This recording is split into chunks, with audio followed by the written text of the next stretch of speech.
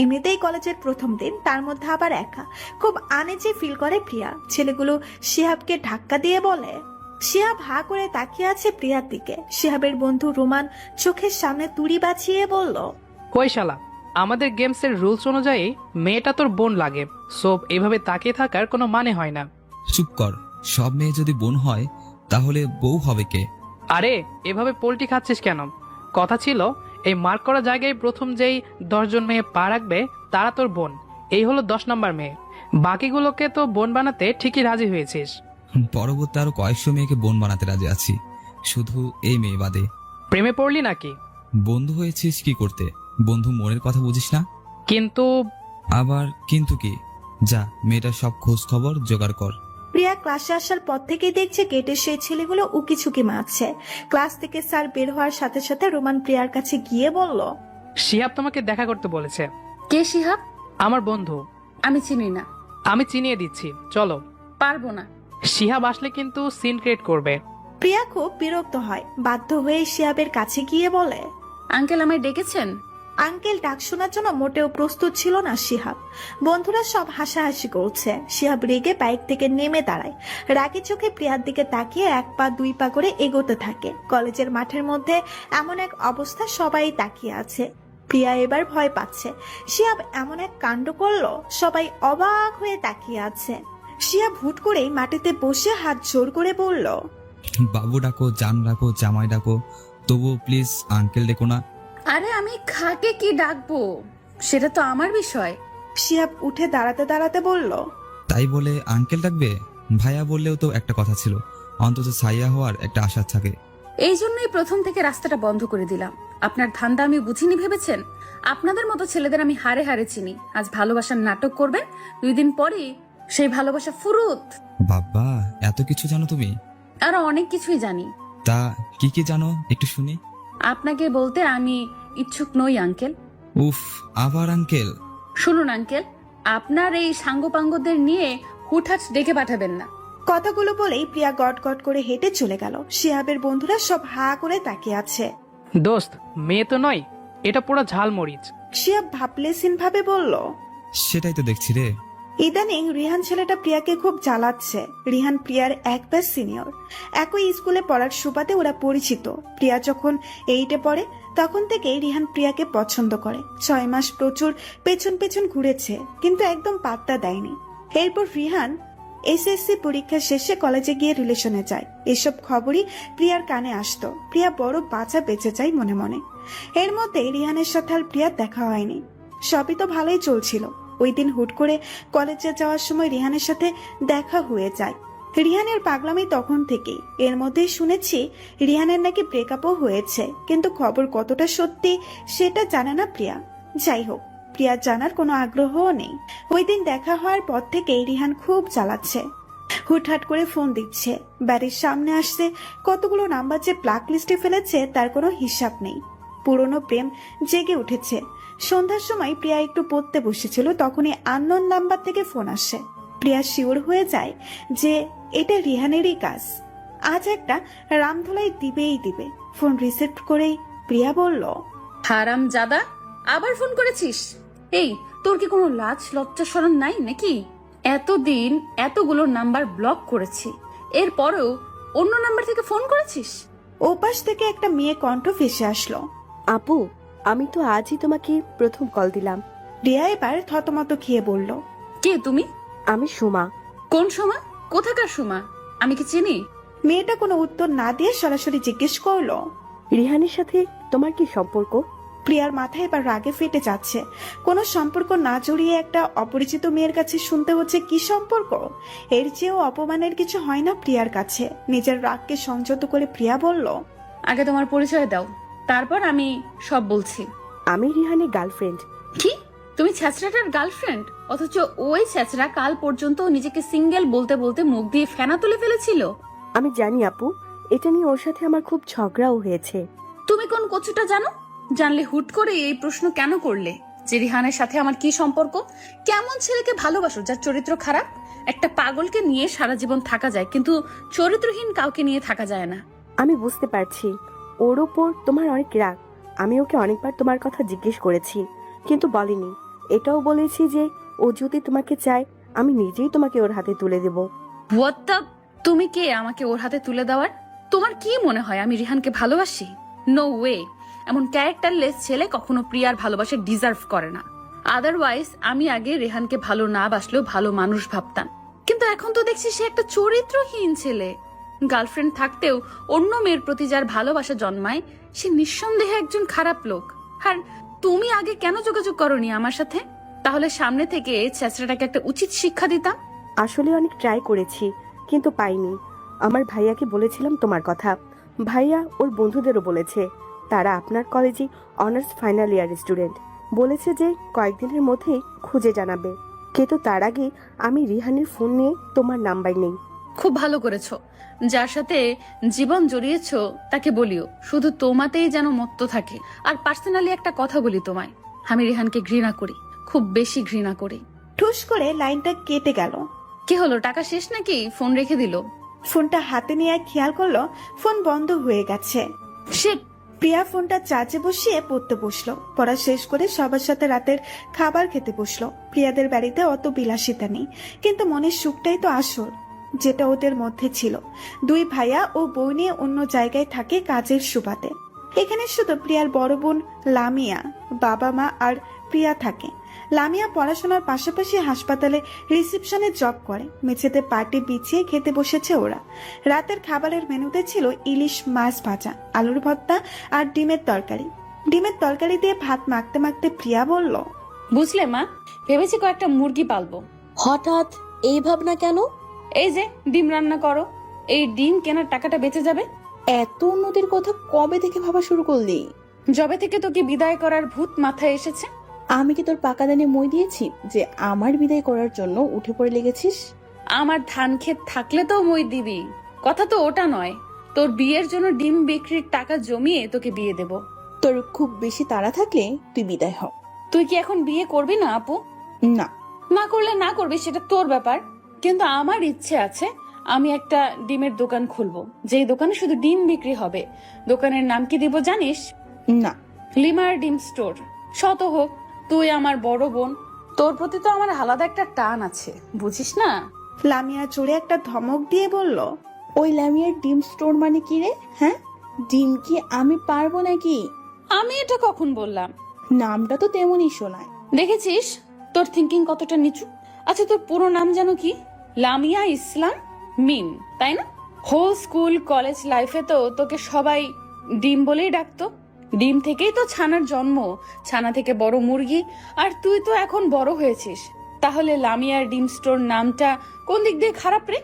লামিয়া দাঁত কটমট করে তুলে তাকিয়ে আছে। প্রিয়া খাওয়া শেষে তোয়ালা দিয়ে হাত মুছতে মুছতে বলল, আজকাল কারো ভালো চাইতে নেই। দুনিয়ায় ভালো মানুষের কদর কেউ করে না কখনো, একদিন বুঝবি। যা ভাগ।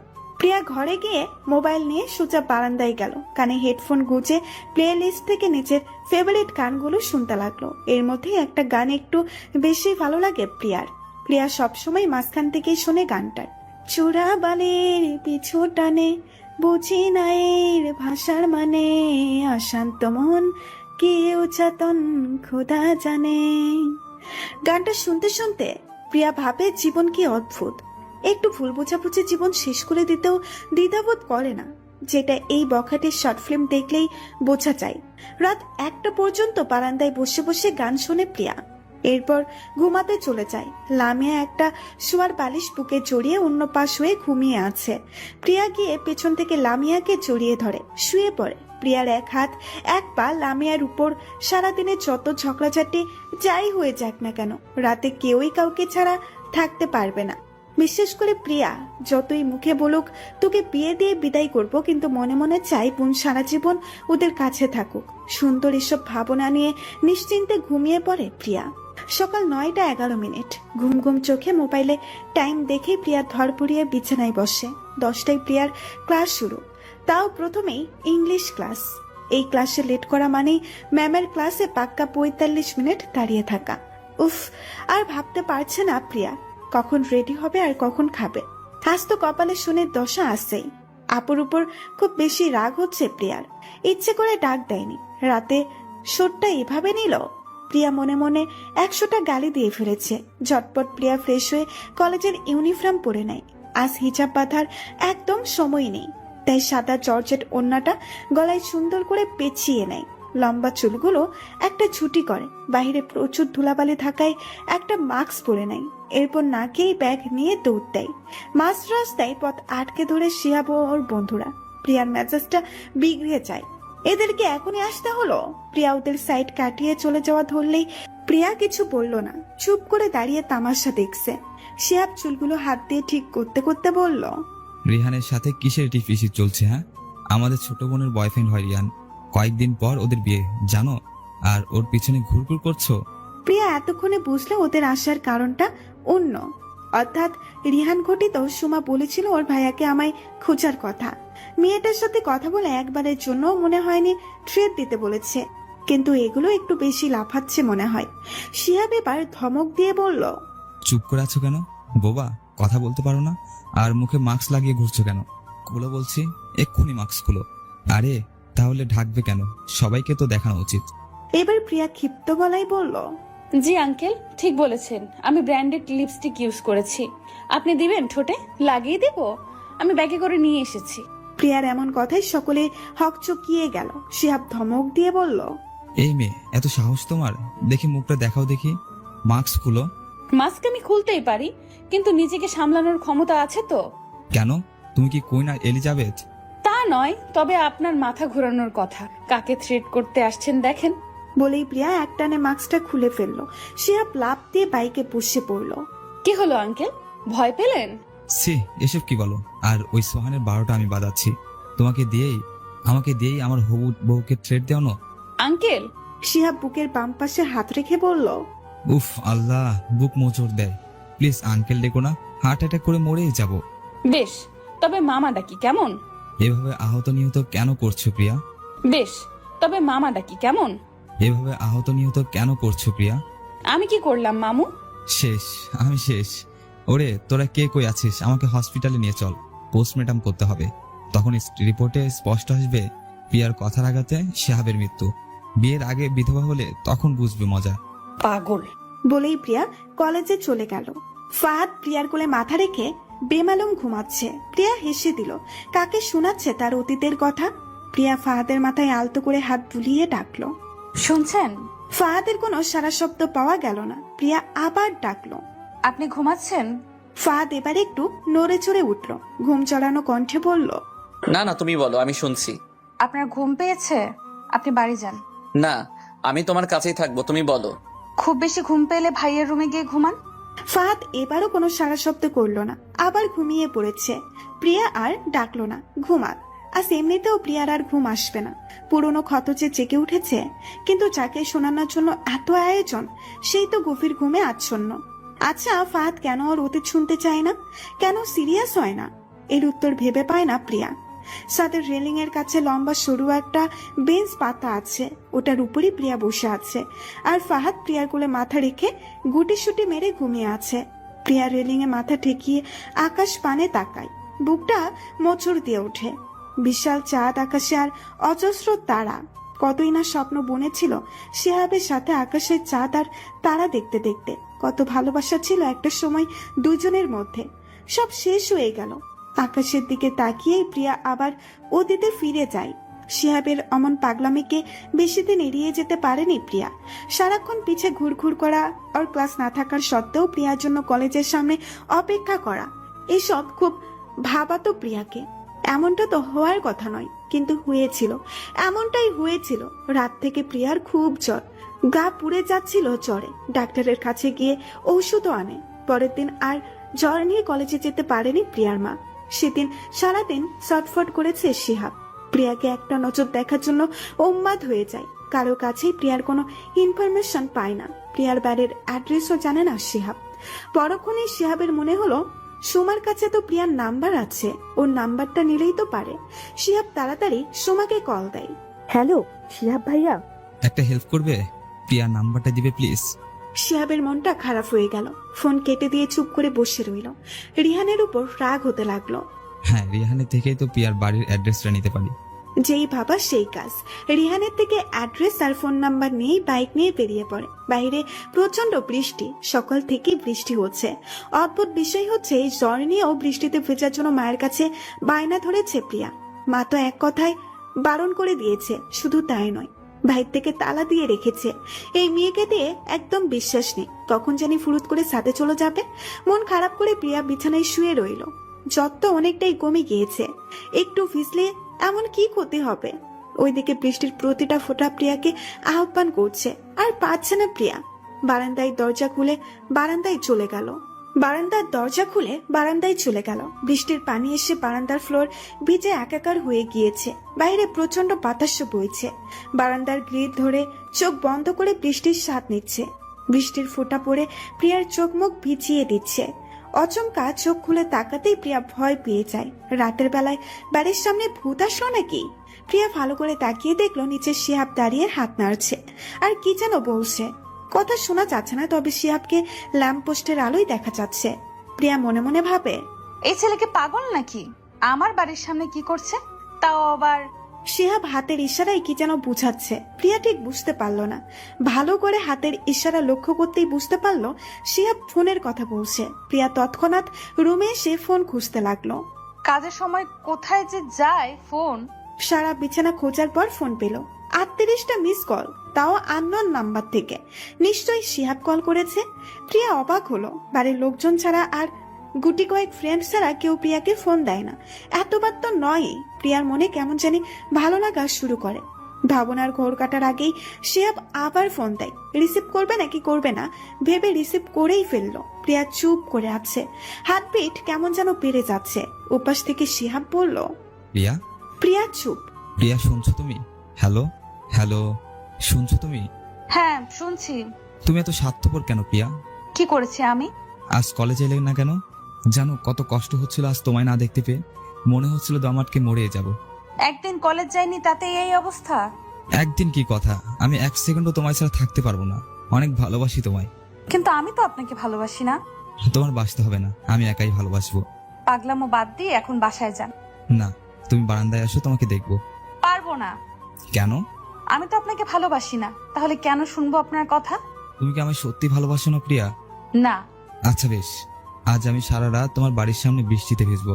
প্রিয়াকে আর কিছু বলার সুযোগ না দিয়ে শিহাব ফোনটা কেটে দেয়। প্রিয়া কল ব্যাক করে, কিন্তু শিহাব রিসিভ করে না। প্রিয়া বারান্দায় গিয়ে হাতের ইশারায় চলে যেতে বলে, কিন্তু শিহাব সে কথার পাত্তা না দিয়ে অন্য পাশে মুখ ঘুরিয়ে দাঁড়িয়ে আছে। প্রিয়া রাগে গসগস করতে করতে রুমে এসে পড়ে। কাঁথা গায়ে চড়াতে আপন মনেই বলে, যা ইচ্ছে করুক, আমার কি তাতে? যখন ঠান্ডা লাগবে তখন একাই চলে যাবে। এসব উটকো ঝামেলায় একদম জড়ানো যাবে না। সেদে সেদে বাস খাওয়ার কোনো মানেই হয় না। সকালবেলা ঘুম ভাঙতেই প্রিয়া আর মোড়া ভাঙলো। রাতের কথা মনে পড়ায় দৌড়ে বারান্দায় গেল, কিন্তু শিহাবকে দেখতে পেল না। আজ অনেকটাই সুস্থ প্রিয়া, তাই মায়ের বারণ না শুনে প্রিয়া কলেজে গেল। কলেজে গিয়েই প্রিয়া চমকে গেল। আজ কোথাও শিহাবকে দেখতে পেল না। প্রিয়ার তো খুশি হওয়ার কথা, কিন্তু মনের এক কোথাও যেন শূন্যতা বিরাজ করছে। তবে কি প্রিয়া শিহাবকে ভালোবেসে ফেলেছে? প্রিয়া আর কোনো কিছু না ভেবেই রাজি হয়ে যায়। হাজার হোক, ওর জন্যই তো শিহাব আজ অসুস্থ। ছোট্ট একটা ম্যাচের সামনে এসে দাঁড়ায় ওরা। প্রিয়া বাড়িটা দেখে থমকে যায়। ব্যাচেলার বাড়ি, সব ছেলে মানুষ। প্রিয়ার কি যাওয়া ঠিক হবে? যদি কোনো ক্ষতি করে ফেলে? ছেলেদের দিয়ে তো একদম ভরসা নেই। বলতে বলতেই দরজার সামনে কয়েকটা মেয়ে এসে দাঁড়ায়। প্রিয়া স্বস্তির একটা নিঃশ্বাস নিল। যেতে যেতে বলল, উনি মেসে থাকে কেন? ভেতরে গিয়ে দেখলো ছোট্ট একটা খাট পাতা আছে। খাটের পাশেই পড়ার টেবিল, জামা কাপড় রাখার জন্য একটা ছোট্ট টলি আর মাথার উপরে একটা সিলিং ফ্যান। ঘরটা বেশ পরিপাটি বলা চলে। শিহাব বিছানায় শুয়ে আছে। প্রিয়া রুমে যেতেই সবাই বাহিরে গেল। প্রিয়ার খুব ভয় করছিল এভাবে একা ঘরে শিহাবের সাথে যদি কোনো অঘটন ঘটে। প্রিয়া তো মরেই যাবে। প্রিয়া মনে মনে বলল, নো প্রিয়া, নো। তুই না ব্রেভ গার্ড, এইভাবে ভয় পেলে চলবে? ভয়কে জয় করতে হবে। প্রিয়া আস্তে করে ডাকলো শিহাবকে। শিহাব চোখ মেলে প্রিয়াকে দেখে খুশি হয়ে বলল, তুমি এসেছো? কিন্তু এগুলো কেমন পাগলামি বলেন তো? এইভাবে নিজের ক্ষতি করার কোনো মানে হয়? তুমি শুধু আমায় একটাবার ভালোবাসো প্রিয়া। ভালোবাসা কি জোর করেই হয়? আমার ভালোবাসা আসে না, পেন ভালো লাগে না, কষ্ট সহ্য করতে পারি না একদম। আমি তোমায় একটুও কষ্ট দিব না। ওটা আমার বান্ধবীদের বয়ফ্রেন্ডরাও বলতো, তারপর দেখতাম আমার বান্ধবীরা কাঁদে। আমি বাবা এসব সহ্য করতে পারবো না। শিহাব হাসলো, বলল, বেশ, তবে আমরা বন্ধু হই। বন্ধু হতে আমার কোনো অসুবিধা নেই। তখন থেকেই শিহাব আর প্রিয়া বন্ধু। একসাথে কলেজে যাওয়া, বাড়িতে পৌঁছে দেওয়া, কলেজ ক্যাম্পাসে আড্ডা দেওয়া, একসাথে কফি খাওয়া, ফুচকা খাওয়া, সবকিছু জুড়ে শুধু শিহাব জড়িয়ে গেল। কে যেন বলেছিল, একটা ছেলে আর একটা মেয়ে কখনোই বন্ধু হতে পারে না, এদের মধ্যে যে কোনো একজন তো প্রেমে পড়বেই। শিহাব তো আগে থেকে প্রিয়াকে ভালোবাসে, এবার প্রিয়াও ভালোবেসে ফেলে শিহাবকে। শিহাব ইচ্ছে করেই ফ্রেন্ডশিপ করেছিল যাতে ভালোবাসার একটা সুযোগ পায়, হলো তাই। শিহাব পরীক্ষার জন্য খুব ব্যস্ত হয়ে পড়ে পড়াশোনা নিয়ে, এখন আর তেমন সময় দিতে পারে না প্রিয়াকে। তখন থেকেই প্রিয়া উপলব্ধি করতে পারে যে প্রিয়া ও শিহাবকে ভালোবেসে ফেলেছে। দুজনের ভালোবেসে একসাথে পথ চলার শুরুটা তখন থেকেই। এই ভালোবাসাটাই কাল হয়ে দাঁড়ায় প্রিয়ার জীবনে। শিহাবের পরীক্ষা শেষ, ভালো একটা চাকরিও করছে এখন। প্রতি শুক্রবারটা প্রিয়ার জন্য বরাদ্দ রাখে শিহাব। শুক্রবারে প্রিয়া তাড়াতাড়ি ঘুম থেকে ওঠে, গোসল হয়ে রেডি হতে হবে। ঘুম ঘুম চোখে ওয়াশরুমে এগিয়ে যাচ্ছিল প্রিয়া। এতক্ষণ শুধু মেজো খালামণি চেপে ধরলেও এখন চোখ দিয়েছে লামিয়া, মা, নানু আর ছোট খালামণি। মাঝখানে প্রিয়া একদম চাপা সুটকি হয়ে যাচ্ছে। ওদের সবার সাথে প্রিয়া অনেক ফ্রি, সব কথাই ওদের শেয়ার করে, কিন্তু ভালোবাসার কথা কিভাবে শেয়ার করবে? ইস, কি লজ্জা! কিন্তু ওরাও নাছুর বান্দা, কিছুতেই না শুনে ছাড়বে না। শেষমেশ সব লজ্জা শরম কাটিয়ে প্রিয়া সব বলল। সবাই তো খুশিতে গদগদ। প্রিয়ার মা বলল, আগে ছেলের ছবি দেখা, ছেলে ভালো তো? প্রিয়া ফোন থেকে ছবি বের করে দেখালো। মাশাআল্লাহ, এটা তো পুরা নায়ক। কিন্তু মা, যাই করিস না কেন একটু সাবধানে থাকিস। আজকালের ছেলেদের দিয়ে বিশেষ নেই, দুদিন প্রেম করবে তারপর উধাও। মা, শিহাব ওরকম নয়, আমি ওকে তোমাদের সাথে কথা বলিয়ে দেব। আচ্ছা, তাহলে আজই আসতে বল। আজ? প্রিয়া ফোন করে শিহাবকে সব বলল। প্রিয়ার তো ভয়ে হাত পা ঠান্ডা হয়ে আসছে। প্রিয়া, তুমি ঠিক বলছো? তোমার বাড়িতে আমার কথা জানিয়েছো? হ্যাঁ, তুমি না সেদিন বললে যে তোমার বাড়িতে আমার কথা বলেছো? তারাও তো রাজি, এখন আমার পরিবারও রাজি। এখন তো আমাদের বিয়েতে কোনো সমস্যাই হবে না। তুমি তাড়াতাড়ি বাসায় আসো। আমার ভয় করছে, সাথে লজ্জাও লাগছে। আরে আমি আছি তো, তাড়াতাড়ি আসো তুমি। প্রিয়া ফোন রেখে দিল। আধ ঘন্টার মধ্যে শিহাব বাড়িতে আসে। বাড়ির সবাই খুব পছন্দ করে। সেদিন বাইকে করে ঘুরতে চায় শিহাব আর প্রিয়া। গুড়ি গুড়ি বৃষ্টি হচ্ছিল দেখে একটা ছাউনির নিচে আশ্রয় নেয় ওরা। মেঘে মেঘে কালো হয়ে আছে আকাশ, একটু পরপর বিদ্যুৎ চমকায়। প্রিয়া ভয় পেয়ে শিহাবের হাত জড়িয়ে ধরে। প্রিয়ার দিকে তাকিয়ে শিহাব একটা দুষ্টু হাসি দেয়। প্রিয়ার অনেক কাছে এগিয়ে যায় শিহাব, ঘোরের মধ্যে চলে যায়। প্রিয়ার ঠোঁটে নিজের ঠোঁট ডুবিয়ে দেয়। প্রিয়া কেঁপে ওঠে, অবশেষে চোখ বন্ধ করে ফেলে। এক সময় প্রিয়ার লজ্জা পেয়ে শিহাবকে জড়িয়ে ধরে। চোখের কোনা বেয়ে পানি ঝরে পড়ে প্রিয়ার। শিহাব প্রিয়ার হাত ধরে বলে, আমায় কখনো ঠকিও না প্লিজ। খুব বেশি ভালোবাসি তোমাকে, আমার চেয়ে বেশি তোমাকে ভালোবাসতে পারবে না। কখনো ঠকাবে না? ছেড়ে যাবে না তো কখনো? না। আমার খুব ভয় করে প্রিয়া, ছেড়ে যেও না আমায়। কাঁদতে কাঁদতেই ভাবনা জগৎ থেকে ফিরে আসে প্রিয়া। প্রিয়ার চোখের পানি গাল বেয়ে ফাহাদের মুখে পড়ে। ফাহাদ তৎক্ষণাৎ উঠে বসে, দেখে প্রিয়া চোখ বন্ধ করে কাঁদছে। প্রিয়ার বাহুতে ধরে ফাহাদ হালকা ধাক্কা দেয়। প্রিয়া চোখ মেলে তাকায়। কি হয়েছে তোমার? কাঁদছো কেন? কই? চোখ দিয়ে পানি পড়ছে? আবার বলছো কই? প্রিয়া চোখে হাত দিয়ে দেখে আসলেই সে কাঁদছে। পুরনো ক্ষত কেন এত পুরাই প্রিয়াকে? কি হলো? কিছু না, এমনি চোখ দিয়ে পানি পড়ছিল। কি লুকাচ্ছ বলো তো? লুকানোর মতো কিছু নেই। ফাহাদ প্রিয়ার গালে হাত রেখে বলল, অতীতের স্মৃতিগুলো মনে পড়েছে? প্রিয়া আর সেখানে বসলো না, এক ছুটে নিজের ঘরে এসে দরজা লাগিয়ে দিল। হুট করেই কেন এত কষ্ট হচ্ছে, কেন মনে পড়ছে ওর কথা? তবে কি অতীত আবার ফিরে আসছে? কেন হলো এমন? কেন? প্রিয়া মুখে হাত দিয়ে কাঁদছে। কাঁদতে কাঁদতে একসময় প্রিয়া ক্লান্ত হয়ে যায়। চোখ বন্ধ করে ভাবতে থাকে, এত ভালোবাসার মানুষটা কি করে এত পরিবর্তন হয়ে গিয়েছিল। সময়টা প্রিয়ার এইচএসসির টেস্ট পরীক্ষার মাত্র 5 দিন আগের। মাঝখানে এতগুলো সময়, দিন, সপ্তাহ, মাস পেরিয়ে যায় শিহাব আর প্রিয়ার ভালোবাসায়। শিহাবের প্রচন্ড ইগো ছিল আর প্রিয়ার ছিল প্রচুর রাগ, কিন্তু ভালোবাসার কমতি ছিল না কারোরই। কোনো আড্ডায় প্রিয়া থাকলেই সেখানেই গর্ব করে বলতো শিহাবের কথা। কিন্তু হঠাৎ ভূমিকম্পর ন্যায় সব বদলে গেল। ভূমিকম্প যেমন কোনো সংকোচ দিয়ে আসে না, শিহাবের পাল্টে যাওয়াটাও ঠিক তেমনই ছিল। আগের মতো তো কথা বলেই না, দেখাও করে না। যতটুকু কথা হয় শুধু ঝগড়া হয়, আর না হয় শিহাব চুপ করে থাকে। প্রিয়া ভেবে পায় না শিহাবের এমন পরিবর্তনের কারণ। 3 দিন এভাবেই কেটে যায়। যেখানে ঝগড়া করে শিহাব 1 ঘন্টায় থাকতে পারত না, সেখানে 3 দিন প্রিয়ার সাথে কথা না বলেই থাকছে। প্রিয়াকে ইগনোর করছে। শিহাবের এমন আচরণ প্রিয়া কিছুতেই মেনে নিতে পারে না। একা একাই কেঁদে কেটে বুক ভাসায়। ঠিক মতো খায় না, গোসল করে না, একদম পাগল প্রায় অবস্থা। কলেজে গিয়েও কাঁদতে থাকে। প্রিয়া ফোন দিলেই কেটে দিয়ে মেসেজ দেয়। আমি বিজি আছি। অথচ পরে আবার কল দিলে দেখে শিহাবের নাম্বার ওয়েটিং। অবাক হয় প্রিয়া। এই কি সেই ভালোবাসার মানুষটা যাকে নিজের থেকেও বেশি ভালোবাসতো? কলেজে গিয়ে মনমরা হয়ে বসে আছে। বারবার ফোনে ট্রাই করছে শিহাবকে, বাট নো রেসপন্স। মেসেজেরও কোনো রিপ্লাই নেই। স্যারের কোনো লেক্সেরও মাথায় ঢুকছে না। মেসেঞ্জারে গিয়ে শিহাবকে অ্যাক্টিভ পাই। মেসেজ করে, কেমন আছো তুমি? সিন করে না মেসেজ। জান কথা বলো না কেন? কি করেছে আমি? কেন এমন করছো আমার সাথে? আকুতি মিনতি করে একটাবার কথা বলতে চাই প্রিয়া। শিহাব রিপ্লাই করে, চেষ্টা করব। প্লিজ জান, একটা বার কথা বলো আমার সাথে। টিফিন টাইমে ফাঁকা ক্লাসে গিয়ে ফোন দেয় প্রিয়া। বারবার ট্রাই করেও লাভ হচ্ছে না। প্রিয়া জোরে আত্মনাদ করে কেঁদে ওঠে। অনেকবার ট্রাই করার পর শিহাব ফোন রিসিভ করে বলে, বলো। আমার সাথে এমন কেন করছো? শিহাব চুপ। প্লিজ কিছু বলো। আমি একটু সমস্যায় আছি প্রিয়া। কেমন সমস্যা যেটা আমাকে বলা যায় না? তোমাকে বললে তুমি কষ্ট পাবে। কষ্ট তো তুমি এখনো কম দিচ্ছ না। বাড়ি থেকে আমার বিয়ের কথা বলছে। প্রিয়ার বুকে মোচড় দিয়ে ওঠে। বিয়ের কথা? তো এখানে সমস্যার কি আছে? তুমি না বলেছিলে তোমার বাড়ির সবাই জানে আমার কথা? মেনেও নাকি নিয়েছে? তখন মেনে নিয়েছিল, এখন নিচ্ছে না। বাবা অন্য জায়গায় মেয়ে দেখতে চাইছে। এসব তুমি কি বলছো শিহাব? তুমি কি জানো তুমি কি বলছো? কেন মেনে নিবে না তারা? তখন মেনে নিয়েছিল, এখন নিচ্ছে না।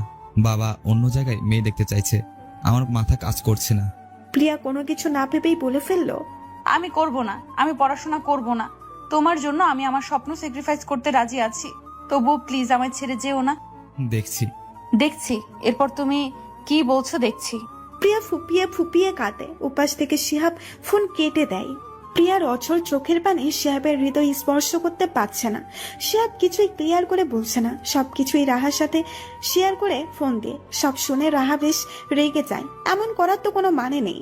কিছু তো একটা ক্লিয়ার করে বলতে পারে। প্রিয়া ফুপিয়ে ফুপিয়ে কেঁদে চলেছে। ফোনের উপাস থেকে রাহা বলল, একটা সময় আমরা যখন কষ্টে কাঁদতাম তখন তুই আমাদের বুঝাতি, হাসাতি, আর আজ এভাবে ভেঙে পড়ছিস। তুই না অনেক শক্ত মনের মেয়ে। এভাবে কাঁদিস না প্লিজ। আমারও এমন একটা সমস্যা যে তোর কাছে গিয়ে যে তোকে বুকে জড়িয়ে নেব সেটার উপর পারছি না। আমার শাশুড়ি খুব অসুস্থ। প্রিয়া কাঁদতে কাঁদতে বলল, আমি কি করব কিছু বুঝতে পারছি না রাহা। শোন, তুই আজ ফোন দিয়ে ক্লিয়ারলি জিজ্ঞেস করবি সে কি চায়। হয় সারা জীবনের মতো একসাথে থাকবে, নয়তো ছেড়ে দিবে। এভাবে ঝুলিয়ে রাখার তো কোনো মানে হয় না। রাহা আরো অনেক কিছু বুঝালো। প্রিয়াও সিদ্ধান্ত নিল যা হবার আজই হবে। ফোনের অপর পাশ থেকে ফোন দিতে থাকে, কিন্তু রিসিভ করে না শিহাব। সাথে মেসেজও দেয়। প্লিজ শিহাব ফোনটা ধরো, তোমার সাথে ইম্পর্টেন্ট কথা আছে। মেসেজ সিন করে কিন্তু রিপ্লাই করে না। প্রিয়া আরো মেসেজ দেয়, সাথে ফোনও দিতে থাকে। প্রিয়া ভেবে পায় না যে ছেলে প্রিয়ার একটা ফোন কলের আশায় চাতক পাখির মতো বসে থাকতো, সেই ছেলে এখন পুরো দমে প্রিয়াকে ইগনোর করছে। তবে কি শিহাবের ভালোবাসা পুরোটাই নাটক ছিল? ভাবতে পারছে না প্রিয়া। অপর পাশ থেকে শিহাবের রিপ্লাই আসে, আমি অফিসে ব্যস্ত আছি। একটা বার কথা বলবো। অবশেষে শিহাব। তুমি এমন কেন করছো শিহাব? আমায় নিয়ে যে সমস্যা সেটা আমি সমাধান করেই দিলাম। আমি পড়বো না, তাহলে আর কিসের সমস্যা বলো? কেন ইগনোর করছো আমায়? আমি বুঝতেছি না আমি কি করব। এরকম ভাবলে সিনি উত্তর দিও না শিহাব। তোমাকে ছাড়া আমি থাকতে পারবো না। প্লিজ আমায় ছেড়ে যেও না। কেন বুঝো না আমি তোমাকে কতটা ভালোবাসি? কথাগুলো বলতে বলতেই প্রিয়া কেঁদে দেয়।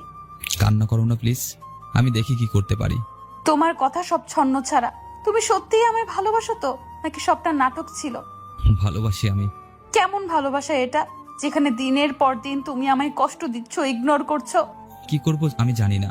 সেই এক কথা, ভালোবাসি অনেক শিহাব। আমি পরে ফোন দিচ্ছি, বস আসতেছে। শিহাব ফোনটা রেখে দিল। প্রিয়া ফ্লোরে বসেই জোরে জোরে কান্না শুরু করলো। বাড়িতে কেউ নেই। লামিয়া আর মা ওর নানির বাসায় গেছে, বাবা অফিসে। পুরো বাড়িতে প্রিয়া একা। কষ্টের দম আটকে আসছে প্রিয়ার। আবারও ডায়াল করে শিহাবের নাম্বারে। এবার কল ওয়েটিং। কষ্টে বুকটা ফেটে যাচ্ছিল। শিহাবের বন্ধুকে ফোন দিয়েও কিছুই জানতে পারে না প্রিয়া। অসহায় হয়ে পড়ে। শেষমেশ শিহাবকে মেসেজ করে। মেসেজটা সেন্ড করে খাটের সাথে হেলান দিয়ে বসে চোখের পানি ঝরায়। প্রিয়ার বিশ্বাস শিহাব প্রিয়াকে ভালোবাসে, চাই শিহাব নিশ্চয়ই প্রিয়াকে ছেড়ে দিবে না। ফোনের মেসেজ টোন বেঁচে ওঠে। শিহাবের মেসেজ। প্রিয়া তাড়াতাড়ি মেসেজটা ওপেন করে। মেসেজ দেখে প্রিয়ার সব বিশ্বাস মুহূর্তেই ভেঙে যায়। বিশ্বাস করতেই পারছে না মেসেজটা ছিল। আমায় তুমি ক্ষমা করে দিও প্রিয়া, আমার কিছুই করার নেই। আমি আমার মা বাবাকে কষ্ট দিতে পারবো না। আমি নিরুপায়। ভালো থেকো। প্রিয়ার সাথে সাথে শিহাবকে ফোন দেয়। নাম্বার ব্যস্ত। যতবার ফোন দেয় একই কথা, তার মানে নাম্বারটা ব্ল্যাকলিস্ট ফেলেছে। মেসেজ টাইপ করার মতো শক্তি পাচ্ছে না প্রিয়া। ফেসবুকে লগ ইন করে দেখে সব আইডি ব্লক করে দিয়েছে, এমনকি হোয়াটসঅ্যাপ এবং ইমো থেকেও। সকল প্রকার যোগাযোগ বন্ধ করে দিয়েছে শিহাব। কি করে করতে পারলো এটা শিহাব? প্রিয়া আবার চিৎকার করে কাঁদতে থাকে। এভাবে হারিয়ে যাবে শিহাব? এভাবে ঠকাতে পারে? বিশ্বাসই হচ্ছে না প্রিয়ার। ওই সময় প্রিয়ার মা ফিরে আসে। প্রিয়াকে এভাবে কাঁদতে দেখে তিনি ভয় পেয়ে যান। দৌড়ে মেয়ের কাছে এসে জড়িয়ে ধরে। কি হয়েছে মা, এভাবে কাঁদছিস কেন? টিয়া কান্নার জন্য কথা বলতে পারছে না। কান্নার শব্দে পাশের ফ্ল্যাট থেকেও লোকজন এসে পড়েছে। মা কোনো রকমে তাদের বুঝ দিল অন্য কথা বলে। তারা চলে যেতেই মা বলল, শিহাবের সাথে কিছু হয়েছে? প্রিয়ার মা স্তব্ধ হয়ে যায়। যেই ছেলে এত ভালোবাসতো সে কি করে এটা করতে পারে? তাহলে কি সবটাই নাটক ছিল? মেয়ের এমন অবস্থা দেখে তিনি কিছুতেই নিজেকে সামলাতে পারেনি। মেয়ের সাথে সাথে কান্না করেন। মেয়েকে বোঝানোর মতো মানসিক অবস্থাও তার নাই। এদিকে প্রিয়ার প্রায় পাগল পাগল অবস্থা। কাঁদতে কাঁদতে অবস্থা খুবই খারাপ। প্রিয়াকে একদমই সামলানো যাচ্ছে না। এই মুহূর্তে লামিয়াকে ফোন দেয় মা। তখনই নানু, খালামণিরা আর লামিয়া ছুটে আসে। প্রিয়ার অবস্থা দেখে কেউই চোখের পানি আটকাতে পারেনি। এভাবে কেউ ভালোবাসতে পারে সেটা প্রিয়াকে না দেখলে কেউ জানতোই না। প্রিয়ার কান্নায় মনে হচ্ছে আকাশ পাতাল এক হয়ে যাচ্ছে। সে রাতে আর প্রিয়াকে জোর করেও খাওয়াতে পারেনি কেউ। কি করে খাবে প্রিয়া? ভালোবাসার মানুষটার কাছে যে খুব জঘন্যভাবে ঠকেছে।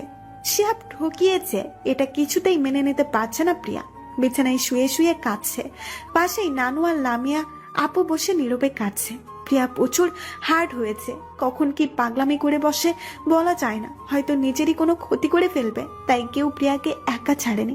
সেই দিনই প্রিয়ার বাবা সব জানতে পারেন, কিন্তু আদরের মেয়েকে কিছুই বলেননি। সারা রাত ওই দিন কেউ ঘুমায়নি।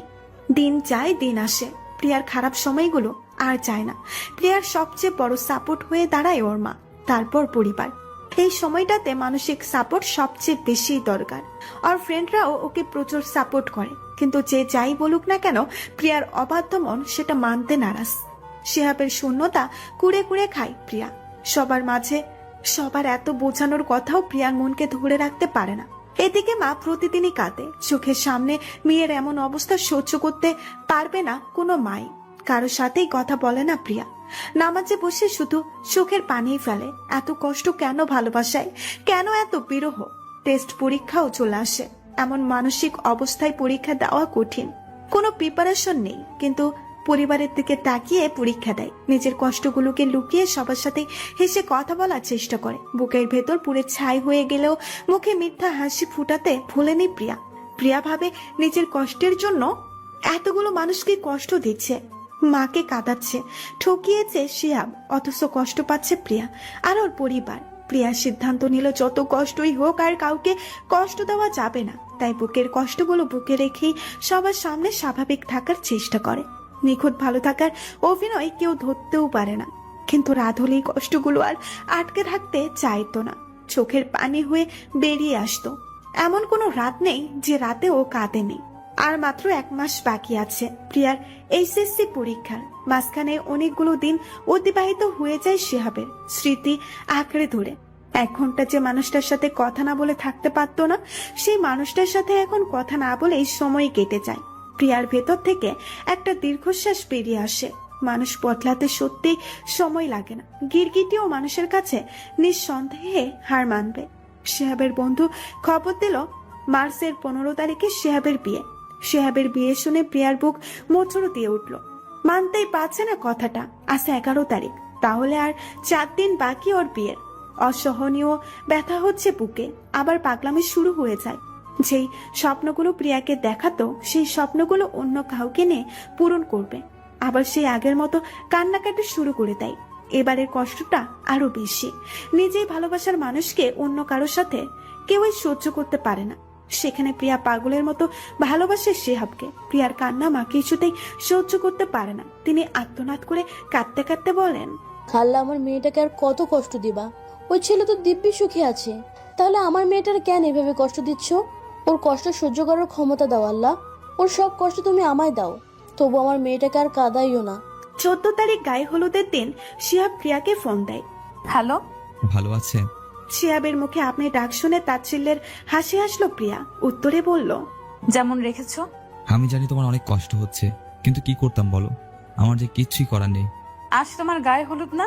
হুম, খুব আনন্দ হচ্ছে তাই না? আমি জানি আমার কেমন লাগছে। মিথ্যে নাটক আর করো না প্লিজ। তুমি অনেক খুশি আমি জানি, অথচ আমার সামনে এমন ভাব ধরছো যে তুমি আমাকেই ভালোবাসো। কেন ঠকালে আমায় শিহাব?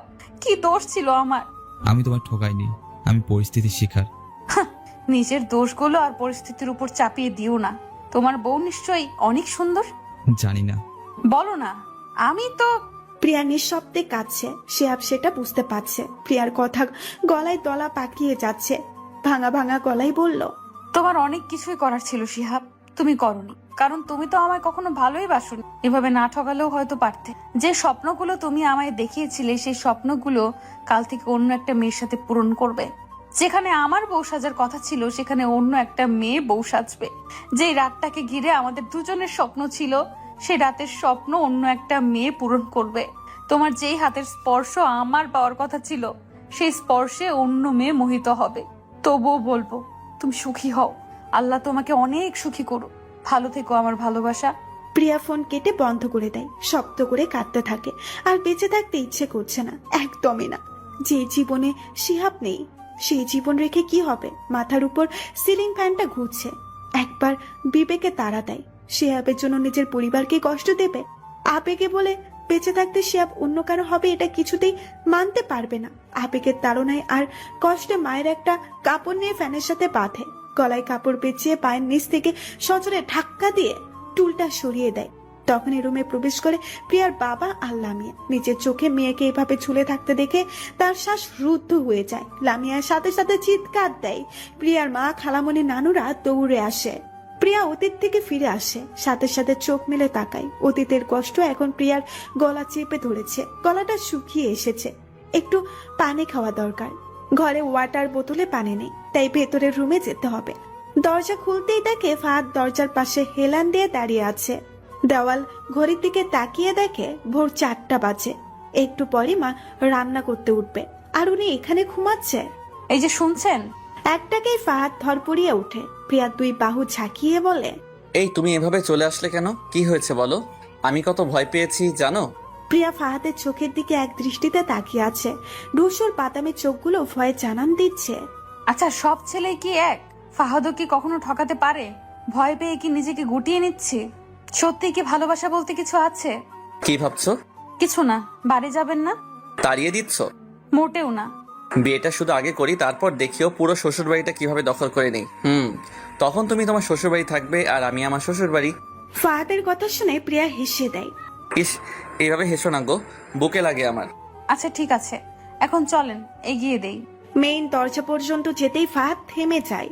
আমার আর যেতে হবে না, রুমে গিয়ে ঘুমিয়ে পড়ো। ফাহাদ 2 পা এগিয়ে আবার ফিরে আসে। কিছু বলবেন? একটা কথা জিজ্ঞেস করি, শিওর? অতীতের মানুষটাকে এখনো ভালোবাসো? না। তবে কি ঘৃণা করো? তাও না। তাহলে? তাকে আমি ভালোবাসি না, ঘৃণাও করি না। তার প্রতি আমার সব অনুভূতি ফিকে হয়ে গেছে। তার উপর রাগ হয় না? না। কেন? আমি হলে তো মেরেই ফেলতাম। রাগ করবো কেন? আর আমি মারারই বাকে? যার যার শাস্তি সে সে পাবে। রিভেঞ্জ অফ নেচার বলতে একটা কথা আছে, জানেন তো? এটাই যথেষ্ট আমার জন্য। ফাহাদ প্রিয়ার গালে হাত রেখে বলল, অতীতগুলোকে আর হাতছানি দিতে দিও না, অনেক বেশি ভালোবাসি তোমাকে। প্রিয়া অফিসে গিয়েই ফাহাদের কাছে যায়, কিন্তু ফাহাদ প্রিয়াকে দেখেও না দেখার ফান করে রইল। ফাহাদের এমন ব্যবহারে প্রিয়া অবাক হয়। চোখ পিট পিট করে ফাহাদের দিকে তাকিয়ে বলে, আমার দিকে তাকাচ্ছেন না কেন? ফাহাদ হাতের কলমটা ঘুরাতে ঘুরাতে বলে, তুমি কি রানী ভিক্টোরিয়া? তোমাকে এত দেখার কি আছে বুঝলাম না।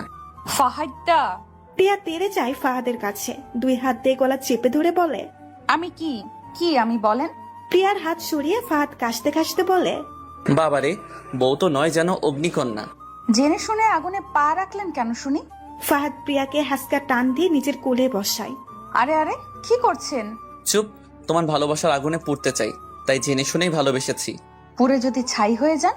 কবি বলেছেন, যেখানে দেখিবে ছাই উড়াইয়া দেখো তাই, পাইলেও পাইতে পারো অমূল্য রতন। ঠং। আমি কি সবার সাথে ঢং করি? আমি কি জানি? কে জানে? আপনি জানেন। আচ্ছা শোনো, কি? একটা সারপ্রাইজ আছে। কি সারপ্রাইজ? বলে দিলে কি সেটা সারপ্রাইজ থাকবে নাকি পাগলি? তাও তো ঠিক। চলো। কোথায়? সারপ্রাইজ দেখবে না নাকি কোলেই বসে থাকবে? শুধু তুমি কোলে থাকলেই হবে। একটা বাবু আনি, চলো। নির্লজ্জ। ফাহাদ হাসলো, প্রিয়ার চোখ ধরে বাহিরে নিয়ে যাচ্ছে। আরে কোথায় নিয়ে যাচ্ছেন? চলো তো তুমি। এক জায়গায় স্থির হয়ে দাঁড়িয়ে প্রিয়ার চোখ ছেড়ে দিল। সবকিছুই কেমন যেন ঝাপসা লাগছে। চোখ কসলিয়ে সামনে তাকাতেই প্রিয়া হা হয়ে যায়। পৃথা এসেছে। পৃথা প্রিয়াকে জড়িয়ে ধরলো। তোর হানিমুন শেষ পৃথা? সারা বছর কি হানিমুনে করে যাব? যা ফাজিল, তুই যে আজ থেকে অফিসে জয়েন করবি বলিসনি তো। তোকে কেন বলবো? তুই কি আমায় সব বলিস? আমি আবার কি লুকালাম? ডুবি ডুবি জল খাও, আর এখন বলো কি লুকালাম? পৃথার ইঙ্গিত বুঝতে পারে প্রিয়া, কান চুলকে বলে। আসলে মানে কি বলতো, আমি না তোর হানিমুনের সময় নষ্ট করতে চাইনি তো, তাই ফোনে বলিনি। বাট আমি ভেবেছিলাম পরে তোকে বলবো, পাক্কা। হয়েছে হয়েছে, তোকে আর বলতে হবে না, স্যার আমায় সব বলেছে। রাগ করে না আমার পৃথা সোনা। আচ্ছা সর, আগে বল বিয়ে কবে করছিস? বিয়ের কথা শুনতেই প্রিয়ার মুখটা মলিন হয়ে যায়। যতদিন না ফাহাদের বাবা মেনে নিবে ততদিন তো বিয়েও করতে পারবে না। পৃথা হালকা ধাক্কা দিয়ে বলে। এমন চুপসে গেলে কেন? হ্যাঁ, খুব শীঘ্রই করব বিয়ে। কথার মাঝে প্যাসকেটে ফাহাদ বলে। আমি বুড়ো হয়ে গেলে তখন বিয়ে করবে? হ্যাঁ করব, তখন আপনি হবেন আমার বুড়ো বর। সবাই প্রিয়ার কথায় হেসে ফেলল। প্রতিদিনই ফাহাদ প্রিয়াকে বাড়িতে এগিয়ে দেয়, কিন্তু আজ আর্জেন্ট কাজ থাকায় অফিসের একটা গাড়িতে উঠিয়ে দিল। আজ অফিসেও ছুটি হয়েছে দেরি করে। মাঝ রাস্তায় হুট করে গাড়ি খারাপ হয়ে যায়। বিপদের উপর বিপদ। হাত ঘড়িতে তাকিয়ে দেখে 11:39 বাজে। এত রাতে তো গাড়ি পাওয়াও মুশকিল। তাহলে এখন কি হবে? প্রিয়া ফাহাদকে ফোন দিল, কিন্তু ফোন সুইচ অফ। অদ্ভুত তো, আজ হচ্ছে কি এসব? এভাবে গাড়িতে বসে থাকতেও বুড়ি লাগছে, আবার ভয়ে বেরো হতে পারছে না। বলা তো চায় না মানুষরূপী পশু আবার কখন ছাপিয়ে পড়ে। এত সময় ধরেও কোনো গাড়ির হদিশ পেল না। কিছুক্ষণ পরে কিছু লোক হুড়মুড়িয়ে গাড়ির কাছে এলো। প্রিয়াকে টেনে হিসড়ে গাড়ি থেকে বের করলো। কারোরই মুখ দেখতে পাচ্ছে না, কারণ সবাই মুখে কালো কাপড় দিয়ে বাঁধা। একজন লোক প্রিয়ার নাকের কাছে কিছু একটা চেপে ধরতেই প্রিয়া সেন্সলেস হয়ে যায়। যখন জ্ঞান ফিরে তখন প্রিয়াকে একটা চেয়ারের সাথে বেঁধে রাখা হয়েছে। চারপাশে তাকিয়ে দেখে ওরা রাস্তায় আছে, 2 পাশেই বড় ঘন জঙ্গল। এখানে মেরে ফেলে রাখলেও কেউ টেরি পাবে না। একদম মানব শূন্য জায়গা। প্রিয়া ফাঁকা ঢোক গেল। তবে কি আজই জীবনের শেষ দিন? প্রিয়ার সামনে একজন চেয়ারে পায়ের উপরে পা তুলে বসে আছে, হাতে ছুরি। প্রিয়া কাপা কাপা গলায় বলল, কে আপনি? লোকটি উত্তরে কিছু না বলে মুখের কালো কাপড়টা সরিয়ে ফেলে। প্রিয়া পুরো শকড হয়ে যায়। আপনি? লোকটা অট্র হাসিতে মেতে ওঠে। প্রিয়া ভয় পেয়ে যায়। লোকটি আর কেউ নয়, ফাহাদের বাবা। আঙ্কেল আপনি আপনি এটা করেছেন? কিডন্যাপ করেছেন আমায়? এছাড়া তো আমার আর কিছুই করা ছিল না মামুনি। সেদিন তো ভালোভাবেই তোমায় বোঝালাম, কিন্তু তুমি তো বুঝলে না, তাই আর কি বাধ্য হলাম। ছি আঙ্কেল, এসব করে কি লাভ? ফাহাদের লাইফ থেকে আমার সরানোর জন্য এত কিছু। ওই কে আছিস, একে নিয়ে যা তো, আর কাজটা জলদি সেরে ফেল। প্রিয়া এবার প্রচন্ড ভয় পেয়ে যায়। কি করার কথা বলছেন উনি? একটা লোক এসে প্রিয়ার হাত পায়ের বাঁধন খুলে প্রিয়াকে টেনে নিয়ে যায় জঙ্গলের দিকে। প্রিয়া লোকটার সাথে ধস্তাধস্তি করেও পারছে না। মনে মনে আল্লাহকে ডেকে যাচ্ছে। আল্লাহ ছাড়া আর কেউই এখন বাঁচাতে পারবে না। প্রিয়া আত্মনাদ করে বলে, কি ক্ষতি করেছি আমি আপনাদের? কেন আমার ক্ষতি করছেন? জঙ্গলের মধ্যে নিয়ে প্রিয়াকে ছেড়ে দিল। ঘুটঘুটে অন্ধকারে কিছুই দেখা যাচ্ছে না। প্রিয়া ভাবে এই সুযোগ, যেভাবেই হোক এই অন্ধকারেই পালাতে হবে। প্রিয়া দৌড় দিতে গেলে কিছু একটার সাথে হোঁচট খেয়ে পড়ে যায়, আর তখনই সাথে সাথে চারিদিকে লাইট জ্বলে ওঠে। ঝাড়বাতিতে চারপাশ আলোকিত হয়ে উঠেছে। চোখ মেলে তাকিয়ে দেখে ফাহাদ প্রিয়াকে ধরে রেখেছে। ভূত দেখার মতো ভয়ে চিৎকার দিয়ে ওঠে প্রিয়া। চারপাশ থেকে অনেকেই সজোরে ভেসে আসে। Happy birthday to you Priya, happy birthday to you. Priya এবার চারপাশে তাকায়। ফাহাদের বাবা মা, ফুল, প্রিয়ার মা, ভাইরা, পৃথা, আকাশ সবাই উপস্থিত। প্রিয়া যেন কথা বলার ভাষা হারিয়ে ফেলেছে। সবাই জোরে জোরে হেসে বলল, happy birthday to you Priya. Surprise. Priya কেঁদে দিল, কাঁদতে কাঁদতেই বলল, এটা কেমন সারপ্রাইজ? আর একটু হলেই তো আমি ভয় মরে যেতাম। ফাহাদ চোখের পানি মুছে দিতে দিতে বলল, তোমার ছোট ভাইয়ার কাছে শুনেছিলাম তুমি নাকি সারপ্রাইজ পেতে পছন্দ করো, আর তাই তো তোমার জন্মদিনে এই ছোট্ট সারপ্রাইজ। এটা সারপ্রাইজ? একটু হলেই তো মরতাম। তখন আমার জন্মদিন আর মৃত্যুবার্ষিকী একসাথেই পালন করতেন। চুপ পাগলি, আমি ছিলাম তো। হ্যাঁ, এই জন্যই তো ভয় পেয়েছিলাম। কি? চিল্লান কেন? হয়তো আপনারাই দেখিয়েছেন, তাহলে দোষ আপনার না। এই আইডিয়া কিন্তু আমার না, ফুলের আইডিয়া এটা। চোখ কসলাতে কসলাতে প্রিয়া ফুলের দিকে তাকালো। কাজটা ভালো করনি ননদিনী। তোমার জন্মদিনে যদি তোমাকে নাকানি চুবানি না খাইয়েছি, তো আমিও তোমার ভাবি নই। ফুল প্রিয়াকে জড়িয়ে ধরে বলল, সরি ভাবি, এই নাও, তোমায় একটা কিসি দিয়ে দিলাম। তবুও রাগ করো না প্লিজ। আর আমি তো শুধু আইডিয়া দিয়েছিলাম, কাজে তো লাগিয়েছে বাবা আর ভাইয়া। বাবা কথাটা শুনে প্রিয়া থমকে যায়। ভয়ের কারণে এতক্ষণে খেয়ালই ছিল না ফাহাদের বাবা এখানে, তাও আবার সবার সাথে মিলে প্রিয়াকে সারপ্রাইজ দিল। ওই ভয়ঙ্কর সারপ্রাইজ তবুও। প্রিয়া ফাহাদের বাবার দিকে ঘুরে দাঁড়ালো। তিনি তাড়াহুড়াই বললেন, আমার কোনো দোষ নেই মা, আমি প্রথমে ওদের প্রস্তাবে রাজি ছিলাম না, ওরা জোর করে আমাকে দিয়ে এটা করিয়েছে, বিশ্বাস কর আম্মু। সবাইকে অবাক করে দিয়ে প্রিয়া তাকে জড়িয়ে ধরে। ঘটনার আকস্মিকতায় তিনিও চমকে যান। প্রিয়ার মাথায় তিনি হাত বুলিয়ে দিলেন। প্রিয়াকে কাঁদতে দেখে বললেন, বাবা হই না আমি, এবারের মতো ক্ষমা করে দাও, আর কখনো ওদের কথা শুনবো না। কান্নারত অবস্থায় প্রিয়া বলল, আপনি যদি আমার প্রতিটা সারপ্রাইজে থাকেন, তাহলে আমি হাজারো ভয়ঙ্কর সারপ্রাইজ পেতে চাই বাবা। আমার বার্থডের বড় সারপ্রাইজ তো আপনি বাবা। আমি ভাবতেও পারিনি এত সহজে আপনি আমায় মেনে নেবেন। তোমার কথাগুলো সেদিন আমার মন ছুঁয়ে গিয়েছিল। আমি সেদিনই বুঝেছিলাম এই মেয়ে কোনো সাধারণ মেয়ে নয়, এটা তো সাক্ষাৎ মায়াবিনী। তোমাকে হারাতে দেওয়া যাবে না। আমার ফাহাদ সঠিক মানুষকে জীবনসঙ্গিনী হিসেবে বেছে নিয়েছে। জীবনে বেঁচে থাকার জন্য টাকা পয়সার প্রয়োজন আছে, কিন্তু মনের শান্তির জন্য ভালোবাসা প্রয়োজন, যেটা তোমার চোখে দেখেছিলাম। ওই দিন বাড়িতে গিয়েই আমি বলে দেই আমি রাজি। তারপর তুমি অফিসে থাকাকালীন তোমার বাড়িতে বিয়ের প্রস্তাব নিয়ে যাই, যেটা ফাহাদও জানতো না, শুধু ফাহাদের মা ছাড়া। কাল যখন ফাহাদ ফুলের সাথে ডিসাইড করেছিল কিভাবে তোমাকে সারপ্রাইজ দিব, তখনই আমি ওদের সবটা জানাই, আর আমিও সারপ্রাইজ দিতে অংশগ্রহণ করি। প্রিয়ার চোখের পানি আজ বাত মানছে না। এটা সুখের অশ্রু। সত্যি মানুষের সব সময়টা খারাপ যায় না, একটা সময় সুখ ঠিকই হাত ছানি দেয়। কেক কাটার জন্য এগিয়ে যেতেই দেখে মায়ের চোখে পানি। এই মানুষটার চোখে প্রিয়ার সব মুহূর্তেই পানি থাকবে। তবে প্রিয়া জানে মায়ের চোখের পানিও আনন্দের। তবে মায়ের কপালে একটা চুমু খেলো। কেক কাটার পর সবাই মিলে কিছুটা সময় কাটালো। তারপর যে যার মতো শুয়ে পড়লো। ওরা যেই বাগানে গিয়েছিল তার পাশেই ফাহাদদের বাংলো বাড়ি। এখানেই সব আয়োজন করা হয়েছে। রাত 2টা বাজে। বাংলো বাড়িতে সুন্দর একটা ফুলের বাগান আছে, তার পাশেই ছোট্ট একটা পুকুর। পুকুর আর ফুলের বাগানের মাঝামাঝি একটা দোলনা। ফাহাদ আর প্রিয়া পাশাপাশি দোলনায় বসে আছে। আজও আকাশের থালার মতো সম্পূর্ণ একটা চাঁদ উঠেছে, সাথে তো অজস্র তারা আছে। প্রিয়া আকাশের দিকে তাকিয়েই বলল, একটা কথা বলি? বলো। আপনার কোলে একটু মাথা রাখি? না। প্রিয়া অবাক হয়ে ফাহাদের দিকে তাকালো। না কেন? কারণ আমি তোমার উপর রেগে আছি। কি করেছি আমি? 1, তুমি এখন আমায় আপনি করে রাখো। 2, বার্থডেতে কোনো গিফট পেলাম না। প্রথমত আমার তুমি ডাকতে লজ্জা লাগে, তবে চেষ্টা করব। আর 2, বার্থডে তো আমার ছিল, তাহলে আমি গিফট দিব কেন? তোমাদের উপর কোনো রাগ নেই আমার ভাবি।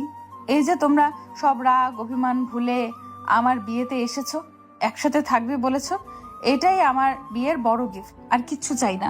পাগলি বোন। বড় ভাইয়া 2 বাচ্চা আর ছোট ভাইয়ার 1 বাচ্চা, মোট 3 জনে মিলে প্রিয়ার লেহেঙ্গা ধরে টানছে। প্রিয়া নিচে তাকিয়ে দেখে 3 বিচ্ছুকে। লেহেঙ্গা ধরে বলে, আব্বু আম্মু, আমার লেহেঙ্গা এভাবে টানলে তো খুলে যাবে, তখন তো লজ্জা পাবো ফুপি। গেটের সব ঝামেলা চুকিয়ে বরযাত্রীরা ভেতরে প্রবেশ করে। ফাহাদ ভেতরে গিয়ে থমকে যায় প্রিয়াকে দেখে। প্রিয়া তখন ছবি তোলায় ব্যস্ত। চোখ ধাঁধিয়ে যাচ্ছে ফাহাদের। বউ সাজে কাউকে এত সুন্দর লাগতে পারে? শুধু একজোড়া চোখ নয়, 2 জোড়া চোখ প্রিয়ার উপর স্থির। একজোড়া ফাহাদের আর অন্য জোড়া মৃন্ময়ের। মৃন্ময়ের দৃষ্টি ভরা অবাক, কৌতূহল আর সেই সাথে বুকে চিনচিন ব্যথা অনুভব করা। মৃন্ময় মনে মনে ভাবে, আমি কি ঠিক দেখছি? প্রিয়া এখানে, তাও বউ সাজে? কয়েকজন ফাহাদকে নিয়ে বসায়। মৃন্ময় তখনও ঠায় দাঁড়িয়ে আছে, পা চলছে না ওর, মনে হচ্ছে মাটি কামড় দিয়ে ধরে রেখেছে। ছবি তোলা শেষে প্রিয়া ফাহাদের দিকে তাকিয়ে হা হয়ে যায়। লাল খয়েরি শেরওয়ানিতে অপরূপ লাগছে ফাহাদকে। বাম হাতে একটা কালো ঘড়ি, মাথায় পাগড়ি নেই, পাগড়িটা পরে আছে পাশের একজন ছেলে, সম্ভবত ফাহাদের বন্ধু হবে। পৃথা এসে প্রিয়াকে ফাহাদের পাশে বসায়, আর চোখে ফাহাদকে দেখছে প্রিয়া। লাজুক লাজুক চোখে তাকাই বারবার। হুট করেই সামনে দৃষ্টি যায়, প্রিয়ার হাসি বিলীন হয়ে যায়। মৃন্ময় এখানে কেন? তখনই ফাহাদ ইশারায় মৃন্ময়কে ডাকে। এদিকে আয় মৃন্ময়, ওখানে দাঁড়িয়ে আছিস কেন? প্রিয়া ফ্রু কুসকিয়ে বলে, কে উনি? আমার ভাই।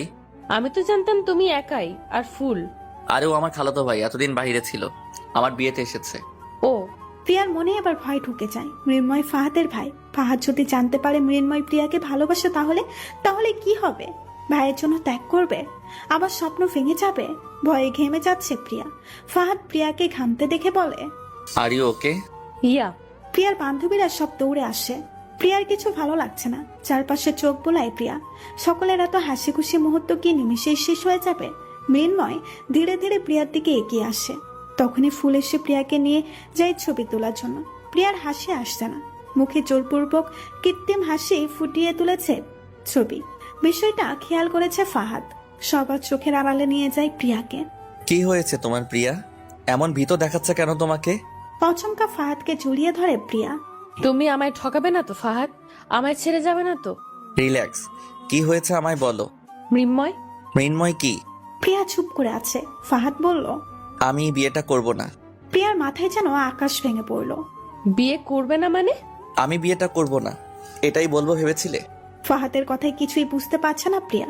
হ্যাসকা টান দিয়ে প্রিয়াকে নিজের কাছে নিয়ে আসে, চোখে চোখ রেখে বলে, আমি সব জানি। মৃন্ময়ের সাথে তোমার বিয়ে ঠিক হয়েছিল, মৃন্ময় রিমির জন্য বিয়েটাও ভেঙে দেয়। এরপর মৃন্ময় তোমাকে ভালোবেসে ফেলে। সব জেনে শুনে আমি এতদূর এগিয়েছি। তুমি সব জানতে, সব জেনেও বিয়ে করছো? লিসেন প্রিয়া, আমি এতটা মহৎ নই যে নিজের ভালোবাসাকে ভাইয়ের হাতে তুলে দিব। হ্যাঁ দিতাম হয়তো, যদি তুমি মৃন্ময়কে ভালোবাসতে। আমি এটাও জানতাম যে তুমি মৃন্ময়কে ভালোবাসতে না, শুধুমাত্র পরিবারের কথা ভেবে বিয়ে করতে রাজি হয়েছিলে। আস্তে আস্তে তুমি মৃন্ময়কে বিশ্বাস করতে শুরু করেছিলে, তখনই মৃন্ময় তোমাকে ঠকায়। তুমি এসব কি করে জানো? ছোট ভাইয়া বলেছে। আর মৃন্ময় যে আমাকে ভালোবাসে এটা কিভাবে জেনেছো? যেদিন মৃন্ময় প্রথম তোমাকে অফিসের এলাকায় দেখে, ওই দিন সন্ধ্যায় আমি আর মৃন্ময় রেস্টুরেন্টে খেতে গিয়েছিলাম। তোমার পিছু যখন আমরা নেই, তখন তোমায় পেছন থেকে দেখে চিনেছিলাম। বিশ্বাস করো, তখন এত কষ্ট হয়েছিল এটা ভেবে যে মৃন্ময় আর আমার ভালোবাসার মানুষটা একজনই। অনেকবার ভেবেছিলাম সরে যাব, কিন্তু মন বলল এই ভুল করিস না। তখন আমি সব ইনফরমেশন নিতে লাগলাম। এরপর যখন তোমার ভাইয়ার সাথে পরিচয় হয়, ভাইয়াকে সব খুলে বললাম। পরে ভাইয়া সব বলেছে। তাহলে আমার প্রথম অতীতের কথাও তুমি জানতে, এই জন্যই আমার কথাগুলো তখন শোনোনি? হ্যাঁ জানতাম, কিন্তু ওইগুলো ভাইয়া বলেনি। তোমার ডায়েরি পড়ে জেনেছি। প্রথম যেদিন তোমার ঘরে নানির সাথে বসে গল্প করি, সেদিনই টেবিলে তোমার ডায়েরি পাই এবং লুকিয়ে নিয়ে আসি বাসায়। বিশ্বাস করো, এত কেঁদেছি ডায়েরিটা পড়ে, যা বলে বোঝাতে পারবো না। আর ডায়েরিটা পড়ার পর থেকে তোমার প্রতি ভালোবাসা কয়েকশো গুণ বেড়ে যায়। মনে মনে এটাই প্রতিজ্ঞা নেই, তোমাকে কিছুতেই হারাতে দিব না। কি করে ছাড়বো বলো? ভালোবাসি তো খুব। প্রিয়া ফাহাদের বুকে মাথা রেখে নিঃশব্দে কাঁদে। সকল ভয় দূর হয়ে যায়। আসলে সবাই এক হয় না, ভুল মানুষের মাঝেও একজন সঠিক মানুষ আসে আমাদের জীবনে। হয়তো আমরা চিনি না, নয়তো দেরিতে চিনি, আর ফাহাদ সেই সঠিক মানুষটাই। ফাহাদের সাথে প্রিয়ার বিয়েটা খুব সুন্দরভাবে মিটে যায়। ধুমধাম করে বিয়ে হয়, কোনো কিছুরই কমতে ছিল না বিয়ের আয়োজনে। সবাই যখন খাওয়া দাওয়ায় ব্যস্ত, তখন মৃন্ময় প্রিয়ার কাছে আসে। প্রকৃতি কতটা নিষ্ঠুর প্রতিশোধ নাই, তাই না প্রিয়া? প্রিয়া মৃন্ময়ের দিকে উৎসুক দৃষ্টিতে তাকায়। মৃন্ময়ের চোখ মুখ লাল হয়ে আছে, না পাওয়ার কষ্টটা ভেতরে পুড়ে ছাই করে দিচ্ছে। মুখ দিয়ে কথা বের হচ্ছে না, কোনো রকমে বলল, শুধুমাত্র একটা ভুল আমার জীবনটাকে এলোমেলো করে দিল। সেদিন যদি রিমির কথায় গলে ওই ভুলটা না করতাম, তাহলে তোমায় পেতাম, তুমি আমার বউ হতে। কিন্তু প্রকৃতি কি প্রতিশোধটাই নিল দেখো, তোমাকে ভাইয়ের বউ বানিয়ে দিল। অন্য কাউকে বিয়ে করলেও হয়তো সহ্য করতে পারতাম, কিন্তু এই কষ্টটা অসহনীয় প্রিয়া। প্রকৃতির প্রতিশোধ খুব কঠিন। মিস্টার মৃন্ময়, একটা সঠিক সিদ্ধান্ত জীবনকে যেমন সুন্দর করতে পারে, তেমনি একটি ভুল সিদ্ধান্ত জীবনকে শেষও করে দিতে পারে। তাছাড়া আমার যা বলার সেদিনই বলে দিয়েছি, আজ আর নতুন করে কিছু বলার নেই। আমার ভালোবাসার মানুষটা ফাহাদি। না পাওয়ার কষ্ট সহ্য করা যায়, কিন্তু পেয়েও হারানোর কষ্ট সহ্য করা যায় না। আমি মনে করি আল্লাহ যা করে ভালোর জন্য করে। প্রিয়া আর কথা বাড়ায় না, সামনের দিকে এগিয়ে যায়। প্রিয়ার যাওয়ার দিকে একরাশ আফসোস নিয়ে তাকিয়ে থাকে মৃন্ময়। প্রিয়াকে একটা চেয়ারে টেনে বসাই দুলাভাই। বসো বসো, নিজের বিয়েতে নিজে খাবে না? বলেই এক লোকমা বিরিয়ানি প্রিয়ার মুখে তুলে দিল। আর ছোট ভাইয়া সেই মুহূর্তের ছবি তুলে নিল, জন্মদিনে পৌঁছাতে কাজে লাগবে পরে। দরজার সামনে দাঁড়িয়ে দুলাভাই ফাহাদকে বলে, বুঝলা ফাহাদ, বিড়ালের মতো ম্যামাও করার আগে বাসের ঘরে বিড়াল মেরে ফেলো। ফাহাদ কি বলল শোনা গেল না। প্রিয়া আড়ি পেতে শোনার চেষ্টা করছে। দুলাভাই আবার বলে, হাসো না মিয়া, আমার শালিকারে তো চিনো না, এমন নাকানি চুবানি খাওয়াইবো টেরও পাইবা না। দুলাভাইয়ের সাথে সাথে আকাশ সহ আরো অনেকেই হো হো করে হেসে দিল। শুধুমাত্র মৃন্ময় চুপ করে আছে। ওর এসবের ভেতরে একদমই থাকার ইচ্ছে ছিল না। সবার জোড়াজুড়িতেই বাসর ঘরের সামনে আসা। মৃন্ময়কে বেশ ভালো করেই দেখছে ফাহাদ। ফাহাদ ভাবে কষ্ট হওয়াটাই স্বাভাবিক। সবাই চলে যাওয়ার পর ফাহাদ রুমে ঢোকে। প্রিয়া তখন দরজার আড়ালে ছিল। অচমকা প্রিয়াকে দেখে ভয় পেয়ে যায়। ও মা গো! প্রিয়া ফাহাদের মুখ চেপে ধরে বলে, চুপ, এভাবে চাচাচ্ছ কেন? আমি কি চোর না ডাকাত? প্রিয়ার হাত সরিয়ে ফাহাদ বলে, তুমি এখানে কেন? শুনছিলাম কি? তোমাদের কথা। দুলাভাই বিড়াল মারার কথা বললো কেন? নিরীহ বিড়ালের দোষ কি? ফাহাদ মিটমিট করে হাসছে। উত্তর না দিয়ে এমন চোরের মতো হাসছো কেন? চোররা এভাবে হাসে? এটাকে চোরামি হাসি বলে। আর কত রকম হাসি আছে। কথা ঘুরাচ্ছ কেন? কখন কথা ঘুরালাম? বিড়াল মারার কথায় ছিলাম আমরা। ও আচ্ছা, বিড়ালের তো অনেক দোষ, কোনটা দেখে কোনটা বলবো? যেগুলো মেন সেগুলোই বলো। আচ্ছা বলছি, আসো। ফাহাদ প্রিয়াকে টেনে ড্রেসিং টেবিলের সামনে নিয়ে যায়। পেছন থেকে জড়িয়ে ধরে বলে, জানো, বিড়ালটাকে না আমার মারতে ইচ্ছে করে না। তাহলে মেরো না।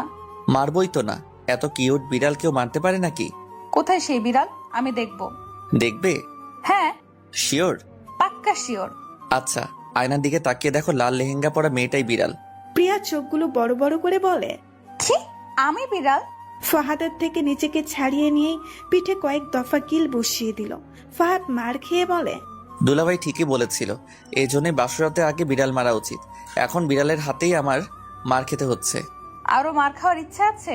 না না, আমি আর তোমার ধারে কাছেও ঘেঁষছি না, আমি শুতে গেলাম।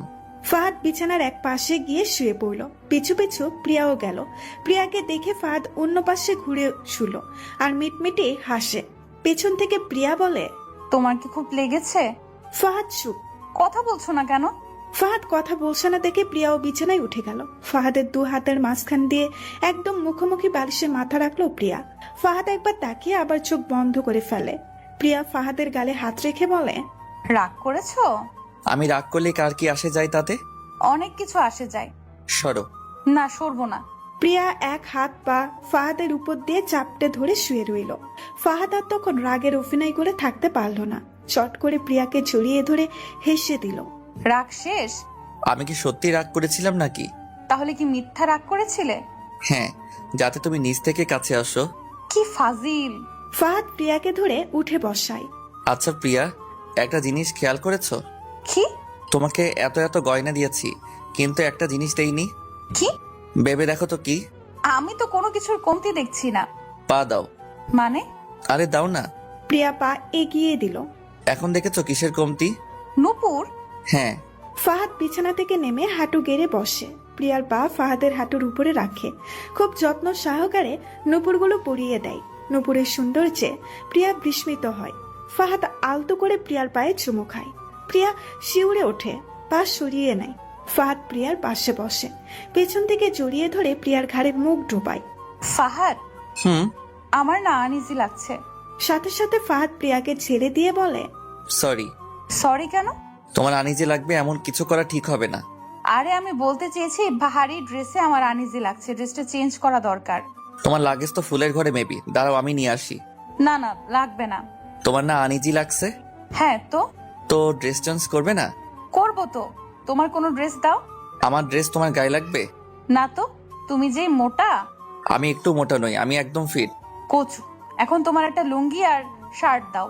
তুই লুঙ্গি পরবে? হ্যাঁ পরবো, দাও। ফাহাদ একটা লুঙ্গি আর শার্ট এগিয়ে দেয় প্রিয়ার দিকে। এখানে দাঁড়িয়ে আছো কেন? আমার চেঞ্জ করা দেখবে? দেখলে কি হয়েছে? প্রিয়া চোখ গরম করে তাকায়। ফাহাদ যাচ্ছি যাচ্ছি। বলে বেলকনিতে চলে যায়। প্রিয়া লাইট নিভিয়ে দিয়ে ডিম লাইট জ্বালিয়ে দেয়। শার্ট পরতে পারলেও লুঙ্গিটা কিছুতেই পাচ্ছে না। অনেক চেষ্টা করেও ব্যর্থ হয়। হতাশ হয়ে বিছানায় বসে পড়ে। ফাহাদ বেলকনি থেকে বলে, হয়েছে তোমার? না ফাহাদ। আমি কি রুমে আসবো? আসো। ফাহাদ রুমে এসে দেখে লুঙ্গি হাতে নিয়ে প্রিয়া বসে আছে হতাশ মুখে। শার্টটা হাঁটুর 1 ইঞ্চি উপরে ছুঁই ছুঁই করছে। এভাবে দেখে ফাহাদের ঘোর লেগে যায়। নিজেকে সামলে নিয়ে বলে, লুঙ্গি পরছো না কেন? পারছি না তো। এত প্যাচের জিনিস পরো কিভাবে তোমরা? ফাহাদ হো হো করে হেসে দিল। প্রিয়া বিরক্ত নিয়ে বলল, এত হেসো না তো। পারলে লুঙ্গিটা পরিয়ে দাও। আমি পরিয়ে দিব? এমন একটা ভাব ধরছো যেন আমি পরপুরুষকে বলেছি। দাও দাও, পরিয়ে দাও। আচ্ছা, উঠে দাঁড়াও। প্রিয়াকে এমন অবস্থায় দেখে ফাহাদের মাথা ঘুরে ওঠে। কত স্বপ্নই দেখেছে প্রিয়াকে বউ করার, কিন্তু এত কাছে এসেও ফাহাদের সব তালগোল পাকিয়ে যাচ্ছে। লুঙ্গি পরানো শেষে প্রিয়া ড্রেসিং টেবিলের সামনে দাঁড়িয়ে ঘুরে ঘুরে নিজেকে দেখছে। ফাহাদের দৃষ্টি তখন প্রিয়ার উপর। কত হাসি খুশি একটা মেয়ে। ফাহাদ আস্তে আস্তে প্রিয়ার দিকে এগিয়ে যায়। প্রিয়া ফাহাদের দিকে ঘুরে বলে, দেখো তো আমায় কেমন লাগছে। ফাহাদ প্রিয়ার মুখের উপরে আলতো করে হাত রাখলো। পাঁচকোলা করে বিছানায় নিয়ে যায়। প্রিয়ার তখন দম যায় অবস্থা। ফাহাদ যতই কাছে যাচ্ছে প্রিয়ার নিঃশ্বাস ততই ভারী হচ্ছে। একটা সময় এতটা কাছাকাছি এসে পড়ে যে দুজনের নিঃশ্বাস একত্রে মিশে যাচ্ছে। প্রিয়ার চুলগুলো হাত খোপা করা ছিল। বাম পাশে খোপাটা খুলে দেয় ফাহাদ। চুলে মুখ ডুবিয়ে ঘ্রাণ নিতে থাকে, মাতাল করা ঘ্রাণ। বাম হাত প্রিয়ার ঘাড়ে রেখে কপালে, গালে, ঠোঁটে, গলায় আলতো করে চুমু খায়। এরপর ঘাড়ে গভীর চুমু এঁকে দেয়। প্রিয়ার অবাধ্য হাত তখন ফাহাদের শার্ট আঁকড়ে ধরে। ফাহাদ এক হাতে প্রিয়ার শার্টের বোতামগুলো খুলে ফেলে। একটা সময় দুজনেই হারিয়ে যায় ভালোবাসার অসীম সীমানায়, যেখানে কেউ আটকানোর নেই, কেউ বাধা দেওয়ার নেই। একটি ভালোবাসার সম্পূর্ণ পূর্ণতা পেতে মোহিত হয়ে উঠেছে একে অপরের ভালোবাসায়। সকাল সকাল গোসল করে ফ্রেশ হয়ে নেয় প্রিয়া। ড্রয়িং রুমে গিয়ে দেখে সবাই কাজে ব্যস্ত। বউ ভাতের আয়োজনের ব্যবস্থা করছে। প্রিয়া শাশুড়ির দিকে এগিয়ে যায়। শাশুড়ি মা তখন মৃন্ময়ের সাথে কথা বলছে। কিছু একটা নিয়ে শাশুড়ি মা খুব বকছে মৃন্ময়কে। মৃন্ময় প্রিয়াকে দেখে থমকে যায়। কালো জর্জেট একটা শাড়ি পরেছে প্রিয়া, হাতে ম্যাচিং করা কালো চুড়ি, নাকে সাদা পাথরের ছোট্ট একটা নাকফুল। লম্বা চুলগুলো থেকে পানের ফোঁটা পড়ছে, পায়ের নুপুরগুলো শব্দ কানে পাচ্ছে। মাথায় কাপড় দেওয়া, একদম স্নিগ্ধ লাগছে। মৃন্ময়ের কষ্ট যেন বহু গুণ বেড়ে যায়। প্রিয়া এগিয়ে গিয়ে শাশুড়িকে সালাম করে। তিনি বলেন, আরে তুমি এত সকালে ঘুম থেকে উঠছো কেন? আমি তাড়াতাড়ি ঘুম থেকে উঠি সব সময়। এখন থেকে এত তাড়াতাড়ি ওঠার কোনো দরকার নেই। বাড়ির সব কাজ করার জন্য মানুষ আছে। আচ্ছা, আমি তাহলে ফুলের কাছে যাই। দেখো কি ঘুমাচ্ছে হয়তো, পারলে একটু ওকে ঘুম থেকে তোলো। মৃন্ময় প্রিয়ার দিকে তাকিয়ে আছে, চোখ সরছে না। প্রিয়া এখন সম্পূর্ণই অন্য একজনের। সেই অন্য একজন আর কেউ নয়, নিজেরই ভাই ফাহাদ। মৃন্ময় আজই এখান থেকে চলে যেতে চাইছে। এভাবে প্রিয়াকে দেখতে পারছে না। নিজেকে সামলানো কঠিন হয়ে যাচ্ছে। এটা নিয়েই সকাল সকাল খালামণির সাথে কথা কাটাকাটি হচ্ছে। মৃন্ময়ের মা এসে তার বোনকে বোঝায় যাতে মৃন্ময়কে যেতে দেয়, কারণ তিনি তো মা। নিজের ছেলের কষ্টটা তিনি বুঝতে পারছেন। প্রিয়া ফুলের রুমে গিয়ে দেখে ফুল ঘুমাচ্ছে। 2-3 বার ডাকতেই ফুল ঘুম থেকে উঠে যায়। প্রিয়াকে জড়িয়ে ধরে বলে, ভাবি তুমি? তাই তো বলি, এত তাড়াতাড়ি আমার ঘুম ভাঙলো কিভাবে? আমি ডেকেছি বলে ঘুম ভেঙেছে? কারণ তুমি তো জাদু জানো। ফাহাদ শার্টের হাত ফ্লোর করতে করতে ফুলের রুমে ঢুকে বলে, এখানে ননদকে আদর করে ঘুম ভাঙানো হচ্ছে, অথচ আমার বেলায় আদর নেই। ফুল বলে, ভাইয়া তুমি এত হিংসুটে কেন বলো তো? সত্যি বলে তো হিংসুক হবই। আমাকে একটু চুমুটুমু দিয়ে ঘুম ভাঙালে তোর ভাবির মহাভারত কি অশুদ্ধ হয়ে যেত রে? তুমি না দিন দিন নির্লজ্জ হয়ে যাচ্ছ ভাইয়া। তোর ভাবিও তাই বলে। তুই তো দেখছি তোর ভাবির মতো হবি। তাও ভালো, তোমার মতো হব না। কি বললি? ফুল প্রিয়াকে ছেড়ে দিয়ে দৌড়ে ওয়াশরুমে চলে যায়। প্রিয়া আর চোখে ফাহাদকে দেখছে। লজ্জায় ভালো করে তাকাতে পারছে না। ফাহাদও কালো কালার শার্ট পরেছে, চুলগুলো স্পাইক করা। দেওয়ালের সাথে এক পা তুলে হেলান দিয়ে দাঁড়িয়ে আছে। প্রিয়া লাজুক লাজুক মুখে বলে, ওভাবে কি দেখছো? আমার লজ্জাবতী বউকে দেখছি। কালকে কি ডোজ বেশি হয়ে গেছিল? ফাজিল কুত্তা। প্রিয়া দৌড় দিতে নিলেই ফাহাদ হাত ধরে ফেলে, জড়িয়ে ধরে চুমু খেতে থাকে। ফুল তখন ওয়াশরুম থেকে বের হয়। প্রিয়া ফাহাদের থেকে নিজেকে ছাড়িয়ে নিয়ে দৌড়ে চলে যায়। বিয়ের 1 সপ্তাহ পার হয়ে গিয়েছে। সব মেহমানের আসা যাওয়াও শেষ। তাই ফাহাদ সিদ্ধান্ত নিয়েছে কোথাও একটু ঘুরতে যাওয়া উচিত। হানিমুনের জন্য জায়গা ঠিক করেছে ব্যাংকক, কিন্তু আপাতত এখন ঘুরতে যাবে কক্সবাজার। সাথে যাবে পৃথা আর ওর হাজব্যান্ড আকাশ। সব গোছগাছ করাও শেষ, রাতের বাসে রওনা দিবে। ফাহাদ রুমে বসে পাবজি খেলছিল। প্রিয়া শাশুড়ির সাথে টুকটাক গল্প করে রুমে আসে। ফাহাদের সেদিকে দৃষ্টি নেই, গেমস খেলায় ব্যস্ত। প্রিয়া গিয়ে ফাহাদের সামনে বসলো, তবুও কোনো ভাবান্তর নেই। প্রিয়া বিড়বিড় করে বলে, অদ্ভুত, বিরক্তিকর। কি আছে এই গেমের মধ্যে যে বউয়ের দিকেও খেয়াল নেই? থুর। আরে রাগ করছো কেন? তুমি যখন রুমে প্রবেশ করেছো তখনই আমি পাবজি থেকে বেরিয়ে গিয়েছি। প্রিয়া উঠে দরজা পর্যন্ত আসতেই ফাহাদ প্রিয়াকে পেছন থেকে জড়িয়ে ধরে। নিজেকে ছাড়ানোর আপ্রাণ চেষ্টা করছে প্রিয়া।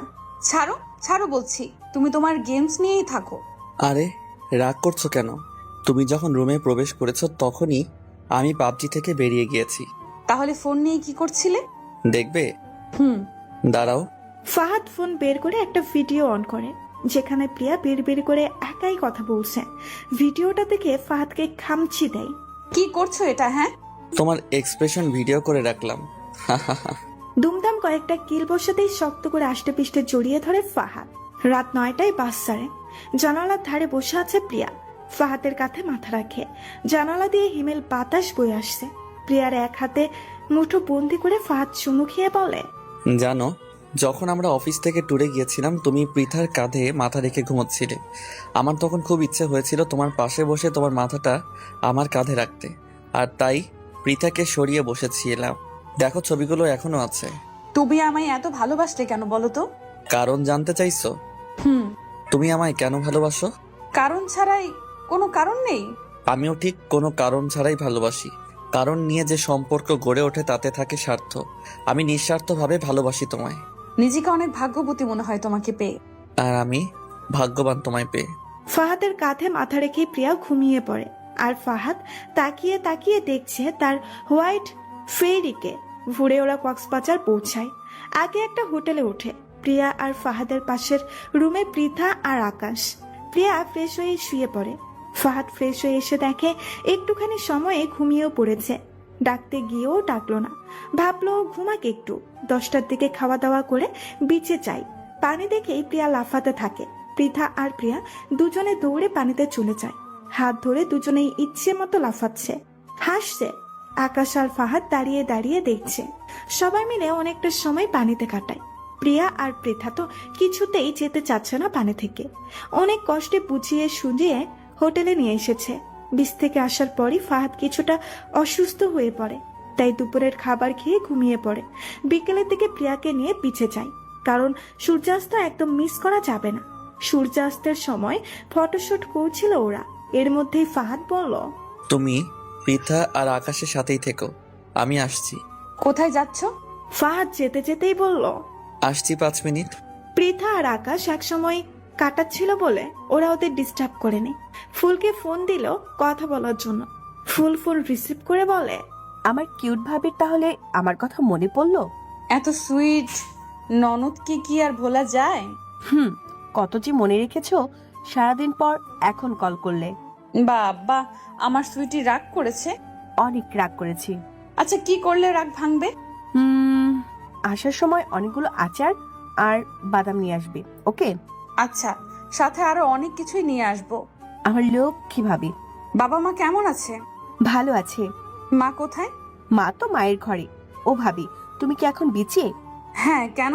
আমি হোয়াটসঅ্যাপে ভিডিও কল দিচ্ছি, তুমি আমাকে সানসেট দেখাও প্লিজ প্লিজ প্লিজ। আচ্ছা পাগলি। ভিডিও কলে সানসেট সহ আশেপাশের বিভিন্ন দৃশ্য দেখাচ্ছিল। ব্যাক ক্যামেরায় একজনের মুখ দেখে প্রিয়া থমকে যায়। এই আবছা আলোতেও মুখটা স্পষ্ট দেখছে প্রিয়া। শিহাব, এত বছর পর শিহাবকে দেখে চিনতে একটুও কষ্ট হলো না। ভিডিও কলে ফুল অনেক কথাই বলছে, কিন্তু প্রিয়ার কানে কোনো কথাই যাচ্ছে না। শিহাব প্রিয়ার দিকে এগিয়ে আসছে। প্রিয়ার শরীর থরথর করে কাঁপছে। কাঁপা কাঁপা গলায় ফুলকে বলল, ফুল, আমি হোটেলে গিয়ে তোমায় কল দিচ্ছি। ও কি ভাবি? প্রিয়া ফোন কেটে দিয়ে এই হোটেলের পথে যায়। পেছন পেছন শিহাবও আসে, পেছন থেকে ডাক দেয়, প্রিয়া দাঁড়াও প্লিজ, একটা বার দাঁড়াও। শিহাব দৌড়ে প্রিয়ার সামনে গিয়ে দাঁড়ায়। একটু ঝুঁকে হাঁপাতে হাঁপাতে বলে, প্লিজ কিছু কথা বলবো। প্রিয়া এবার ভালো করে দেখছে শিহাবকে। আগের মতোই আছে, কিন্তু চেহারায় লাবণ্য নেই আগের মতো। কথা বলবে না প্রিয়া? তোমার সাথে কথা বলার কোনো ইচ্ছে নেই আমার। এটাই স্বাভাবিক, তবু একটু সময় দাও প্লিজ। সন্ধ্যা হয়ে গেছে, আমাকে যেতে হবে। তাহলে কাল সকালে প্লিজ। ভেবে দেখবো। ভেবে নয়, একটাবার প্লিজ। আচ্ছা ঠিক আছে, কাল সকাল 6টায় আমি এখানে অপেক্ষা করব। আসছি আমি। রাতে আর ঘুম আসলো না প্রিয়ার। জেগে জেগে ফাহাদকে দেখলো। ফাহাদের গালে হাত বুলিয়ে মনে মনে বলল, সরি ফাহাদ, তোমাকে না জানিয়েই যাচ্ছি। আমার অনেক কিছু বলার আছে শিহাবকে। সকাল সকাল ফ্রেশ হয়ে বেরিয়ে পড়ে প্রিয়া। বিচে গিয়ে দেখে শিহাব দাঁড়িয়ে আছে। প্রিয়াকে আসতে দেখেই শিহাব এগিয়ে আসে, হাসি হাসি মুখে বলে, গুড মর্নিং। মর্নিং। কেমন আছো? প্রিয়া একবার ফাহাদের দিকে তাকিয়ে চুপ করে রইল। অনেকক্ষণ পর বলল, ভাগ্য আমাদের কোথায় নিয়ে আসে, তাই না শিহাব? একটা সময় ছিল যখন আমি তোমার জন্য পাগল ছিলাম। একটা বার দেখা করার জন্য কত অনুনয় বিনয় করতাম, কিন্তু তখন তুমি আমার দিকে ফিরেও তাকাওনি। আর আজ শত রিকোয়েস্ট করে তুমি আমায় দেখা করতে রাজি করিয়েছো। শিহাব মাথা নিচু করে আছে। প্রিয়া বলল, এতগুলো বছর তোমার স্মৃতি থেকে পালিয়ে পালিয়ে বেরিয়েছি, কিন্তু মন কেন জানি চাইতো একটা বার তোমার সাথে দেখা হোক, শুধু একটা বার। তোমাকে আমার অনেক প্রশ্ন করার আছে, যেগুলোর উত্তর তুমি আমায় দাওনি তখন। এখন কি দিবে সেটার উত্তর? কেন করেছিলে আমার সাথে এমন? কেন ঠকিয়েছিলে আমায়? তোমার কোনো প্রশ্নের উত্তর নেই আমার কাছে প্রিয়া, কিন্তু আমি জানি আমি তোমার প্রতি অন্যায় করেছি। কাউকে ঠকিয়ে যে কেউ সুখী হতে পারে না সেটা আমি ভুলে গিয়েছিলাম, কিন্তু প্রকৃতি কিছুই ভুলেনি, কঠিন শাস্তি দিয়েছে আমায়। প্রিয়া একটা লম্বা শ্বাস নিয়ে বলল, তোমার বউ কেমন আছে? শিহাবের চোখগুলো ছলছল হয়ে গেল, গলা ধরে এসেছে। অনেক কিছু হয়ে গিয়েছে এর মধ্যে, আমি তোমায় ঠকাইনি। কি হয়েছে? আমার বিয়ের পর খুব ভালো মতোই চলছিল সময়গুলো, হাসাহাসি সুখ সবই ছিল। বিয়ের 6 মাস পর একদিন সংবাদ পেলাম আমার ওয়াইফ প্রেগনেন্ট। এত আনন্দের মধ্যেও আরেকটা আনন্দের খবর এলো, আরো বেশি ভালোবেসে ফেললাম ওকে। নাম কি তোমার ওয়াইফের? শোভা। বাহ, নামেরও তো খুব মিল। কোথায় সে? হোটেলে রেখে আসছো? না। তাহলে? শোভা যখন 3 মাসে প্রেগনেন্ট তখন বাথরুমে পা পিছলে পড়ে যায়, বাচ্চাটাকে বাঁচানো যায়নি। এরপর শোভা অনেক ভেঙে পড়ে, কারোর সাথে কোনো কথা বলে না, এমনকি আমার সাথেও না। তখন ডক্টর আর বাড়ির সবাই বলল শোভাকে নিয়ে যেন রাজশাহী থেকে ঢাকায় চলে আসি, ব্যস্ত শহরে ঘুরলে ফিরলে মনটা ভালো হয়ে যাবে। আমিও তাই করলাম, ঢাকায় একটা ফ্ল্যাট ভাড়া করলাম। অফিস থেকে এসে যতটা সময় পেতাম ওকে দিতাম। সত্যি বলতে অনেক ভালোবেসে ফেলেছিলাম ওকে। সময় পেলে ওকে নিয়ে ঘুরতে বেরোতাম। একটা সময় ও ধীরে ধীরে স্বাভাবিক হতে থাকে। ভাবলাম আবারও আগের মতো হ্যাপি হব আমরা, কিন্তু এমনটা হলো না। পাশের ফ্ল্যাটের এক ছেলের সাথে সবার সম্পর্ক হয়। 2 মাস পরেই ছেলেটার সাথেও পালিয়ে যায়। যাওয়ার আগে চিঠি লিখে যায়। কথাগুলো বলে শিহাব কাঁদছে। দ্বিতীয়বারের মতো শিহাবকে কাঁদতে দেখছে প্রিয়া। আগের বার কেঁদেছিল প্রিয়ার জন্যই, তবে সেটা ছিল অভিনয় মাত্র। কিন্তু এই কান্নাটা অভিনয় নয়, শিহাবের জন্য একটুও খারাপ লাগছে না প্রিয়া। রাস্তার একজন পথচারীও যদি প্রিয়াকে এই কথাগুলো বলতো তাহলে প্রিয়া শিওর যে কষ্টে কেঁদেই ফেলতো। কিন্তু এখন একটুও কষ্ট হচ্ছে না। প্রিয়া কি বলবে বা বলা উচিত বুঝতে পারছে না। শিহাব কিছুটা নিজেকে সামলে নিয়ে বলল, আমাকে ক্ষমা করে দাও প্রিয়া, আমি জানি এসব হয়েছে শুধু তোমাকে ঠকানোর জন্য। প্রিয়া তখনও ঠাই দাঁড়িয়ে আছে। এবার শিহাব প্রিয়ার হাত ধরে বলল, আমায় ক্ষমা করে দাও প্লিজ। আরেকটা বার কি আমায় ক্ষমা করে সব আগের মতো করা যায় না? একটা সুযোগ আমাকে দাও। পৃথিবীর সব ভালোবাসা তোমায় দিব, শুধু একটা বার সুযোগ দাও। আমি জানি তুমি আমায় এখন ভালোবাসো। প্রিয়া শিহাবের থেকে নিজের হাত ছাড়িয়ে নিল, ঠোঁটের কোণে তাচ্ছিল্যের হাসি। আমাকে টাচ করার কোনো রাইট নেই তোমার শিহাব, আর আমি তোমায় সুযোগ দিব মানে কি? তুমি কি জানো আমি বিবাহিত? আদারওয়াইজ তুমি ভুল জানো, আমি তোমাকে ভালোবাসি না। একটা প্রতারক কখনোই আমার ভালোবাসার যোগ্য না। তুমি ম্যারিড? কেন বিশ্বাস হচ্ছে না? তুমি কি ভেবেছিলে আমি তোমার অপেক্ষায় পাগল বনে যাব? হ্যাঁ, সত্যি পাগল হতাম যদি তোমার ভালোবাসাটা সত্যি হতো, কিন্তু তুমি তো আমায় ঠকিয়েছো। পরিস্থিতির উপর দোষ চাপিয়ে খুব সুন্দর করে আমায় ঠকিয়েছো।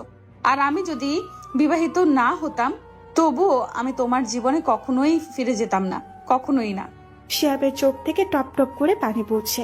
প্রিয়া কিছুক্ষণ দম নিল, এরপর ঠান্ডা গলায় বলল, তুমি যেদিন বিয়ের আনন্দে সামিল সেদিন আমি বাবার লাশ জড়িয়ে ধরে কাঁদি। লাশ? তোমার আমার বাবা বেঁচে নেই শিহাব, এর জন্য আমিই দায়ী। কিভাবে জানো? কারণ আমি তোমার মতো একটা প্রতারককে ভালোবেসেছিলাম, যার শাস্তি পেল আমার বাবা। আমাদের একা করে দিয়ে ওপারে চলে গেল। কিভাবে হলো এসব? তোমার গায়ে হলুদের রাতে আমি তখন পাগল প্রায়। আবেগের বশে সুইসাইড করতে যাই। বাবা ছিল হার্টের রোগী, আমাকে ওভাবে ঝুলন্ত অবস্থায় দেখে সহ্য করতে পারেনি, হার্ট অ্যাটাক করে মারা যায়। আমি তো ঠিকই বেঁচে গেলাম, কিন্তু মেরে ফেললাম আমার বাবা।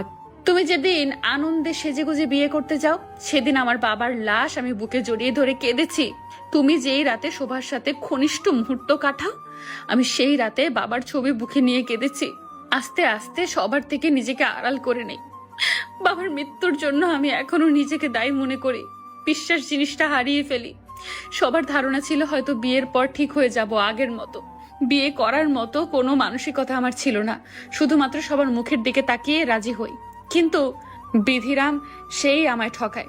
নাম তার মৃন্ময়। একটা সময় তোমার মতোই ভালোবাসা দেখায় আমায়, অভিনয়যুক্ত ভালোবাসা। বিশ্বাস করতে শুরু করি আবার।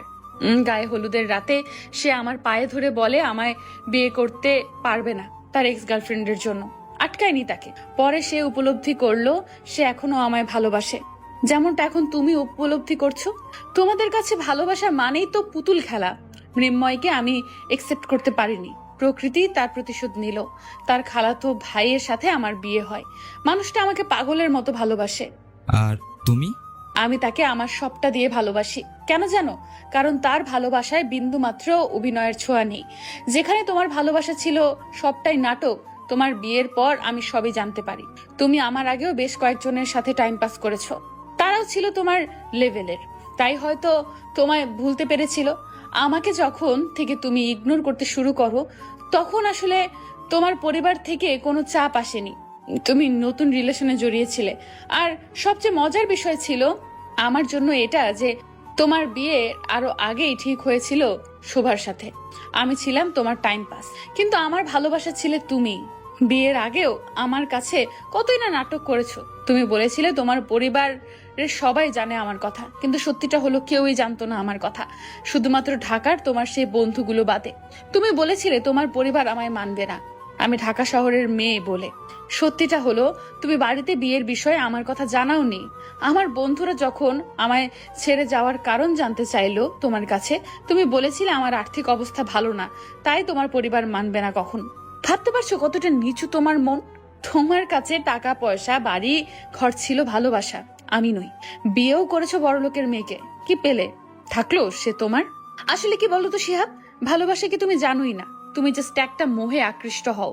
আমি ভাবতাম আমি তোমার যোগ্য নই, কিন্তু সত্যিটা হলো তুমি আমার যোগ্য নও। আমার ভালোবাসার তো নওই। আমি তোমায় অভিশাপ দেইনি। হয়তো আমার মায়ের চোখের পানি, নয়তো আমার চোখের পানি তোমার জন্য অভিশাপ রূপ ছিল, যে কারণে সব পেয়েও তুমি হারিয়েছো। আসলে একটা কথা আমি সবসময় মানি, আল্লাহ যা করে ভালোর জন্যই করে। যে মানুষটা বিয়ের আগে ঠকাতে পারে, সে বিয়ের পরেও ঠকাতে পারে। এজন্যই হয়তো আল্লাহ তোমার সাথে আমার জোড়া বানায়নি।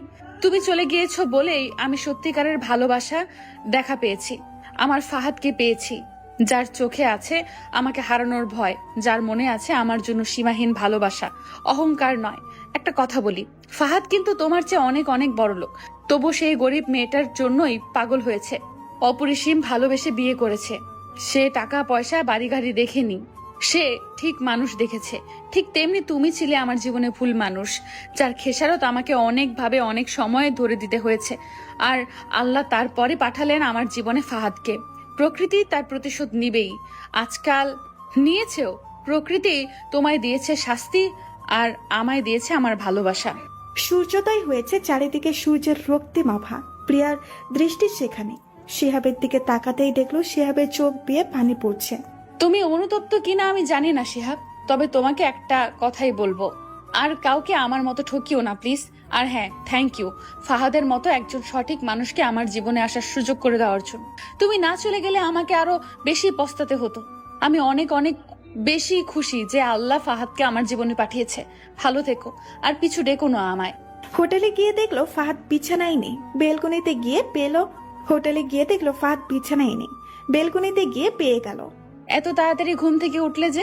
কফিতে চুমুক দিয়েই ফাহাদ পেছনে ঘুরে বলল, কফি খাবে? না। দেখো আকাশটা কত সুন্দর পরিষ্কার লাগছে, মনে হচ্ছে সব মেঘ কেটে গিয়ে শান্তিতে ভাসছে। ঘুম থেকে উঠে আমায় দেখোনি, এখন যখন আসলাম জিজ্ঞেস করলে না কেন কোথায় গিয়েছিলাম? তুমি আমার স্বাধীন ভালোবাসা, সবকিছুর জন্যই কি কৈফিয়ত চাইতে হবে? তাছাড়া আমি তো জানি তুমি কোথায় গিয়েছিলে। প্রিয়া অবাক হয়ে বলল, জানো, শিহাবের সাথে দেখা করতে গিয়েছিলে তাই না? আসলে প্রিয়াকে থামিয়ে দিয়ে ফাহাদ বলল। আমি কোনো কারণ জানতে চাই না। রুমে ঢুকে একটা শার্ট নিয়ে বাইরে চলে গেল ফাহাদ। প্রিয়া এতবার পিছু ডাকার সত্ত্বেও শুনল না। খুব ভয় করছে ফাহাদ কি ভুল বুঝলো, ছেড়ে দিবে কি ভুল বুঝে। উপায় না দেখে ফোন করে। রুমের মধ্যেই ফোন বেঁচে ওঠে। ফোনটা রুমেই রেখে গেছে। আকাশকে যে বলবে সেটাও পাচ্ছে না। অযথাই ওদের টেনশনে ফেলবে, আর ওদের মুহূর্তগুলোকে নষ্ট করতে ইচ্ছে হলো না প্রিয়ার। তাই অপেক্ষা করতে লাগলো। সকাল পেরিয়ে দুপুর, দুপুর পেরিয়ে বিকেল, বিকেল পেরিয়ে সন্ধ্যা। এখনো ফাহাদের আসার কোনো নাম নেই। টেনশনে মাথা কাজ করছে না প্রিয়ার। কাঁদতে কাঁদতে অবস্থা খারাপ। 10টার ফ্লোরে শুয়ে শুয়ে কাঁদছে প্রিয়া। তখন দরজা খোলার আওয়াজে উঠে বসে। ফাহাদকে দেখে দৌড়ে গিয়ে জড়িয়ে ধরে। হাউ মাউ করে কাঁদতে কাঁদতে বলে, কোথায় গিয়েছিলে তুমি? জানো কত টেনশন হচ্ছিল, কেন আমাকে একা রেখে চলে যাচ্ছিলে? আমায় ভুল বুঝো না প্লিজ। ফাহাদ চুপচাপ নিচে থেকে প্রিয়াকে ছাড়িয়ে নেয়। ফাহাদের হাতে কিছু প্যাকেট ছিল, সেগুলো বিছানায় রাখতে রাখতে বলল, ফ্রেশ হয়ে নাও। তুমি আমার উপরে রেগে আছো? আমার কথাটা শোনো ফাহাদ। কিছু না বলে ফাহাদ প্রিয়াকে ওয়াশরুমে নিয়ে যায়। শাওয়ার ছেড়ে দেয়। প্রিয়া হাজার কিছু বলতে চেয়েও বলতে পারছে না। গোসল শেষে ফাহাদ বেরিয়ে যায়। প্রিয়া চেঞ্জ করে বের হয়, কাঁদতে কাঁদতে বলে, আমার কথা শোনো প্লিজ। চুপ করে থাকো। প্যাকেট থেকে একটা সাদা শাড়ি বের করে ফাহাদ। নিজ হাতে প্রিয়াকে শাড়ি পরিয়ে দেয়। নিজের চুল আশ্রয় দেয়। মুখে হালকা ফেস পাউডার দিয়ে দেয়। চোখে কাজল আর ঠোঁটে লিপস্টিক দিয়ে দেয়। কপালে সাদা পাথরের একটা টিপ পরিয়ে দেয়। 2 হাত ভর্তি গাছ কাটা কাচের ছুরি পরিয়ে দেয়। 2 হাত ভর্তি খাস কাটা কাচের ছুরি পরিয়ে দেয়। প্রিয়ার কোনো কথাই শুনছে না। ভুল ভাঙানোরও কোনো সুযোগ দিচ্ছে না। প্রিয়াকে রেডি করিয়ে ফাহাদ গোসল করতে চায়। অভিমানে কষ্টে বুক ফেটে কান্না আসছে প্রিয়ার। বিছানায় উপর হয়ে শুয়ে বালিশে মুখ গুজে কাঁদতে থাকে। ফাহাদ গোসল করে একটা সাদা পাঞ্জাবি পরে, হাত ফ্লোর করে নেয়। দেওয়ালের সাথে হেলান দিয়ে খালি গলায় গান ধরে। কেন ভাবো ছেড়ে যাব তোমায়? ছেড়ে গেলে তোমায় পাবো কোথায়? তোমাকে নিয়ে জীবন আর জীবন তো হয় না দুবার। তুমি আমার বসুন্ধরা, তুমি আমার বাঁচা মরা, তুমি আমার রঙিন আশা, তুমি আমার ভালোবাসা। গান শুনেই প্রিয়া বালিশ থেকে মুখ উঠিয়ে শোয়া থেকে বসে। ফাহাদ তখন মুস্কি হেসে 2 হাত প্রসারিত করে দেয়। প্রিয়া দৌড়ে এসে ফাহাদের বুকে ঝাঁপিয়ে পড়ে। ফাহাদও শক্ত করে জড়িয়ে ধরে। দুজনেরই চোখে আনন্দের অশ্রু। এতক্ষণ ফাহাদের বুকটা শান্তি হলো প্রিয়াকে বুকে নিয়ে। কাঁদছো কেন পাগলি? আমি তোমায় কি করে ভুল বুঝি বলো তো? আমি তো জানি আমার পরীটা আমায় কত ভালোবাসে।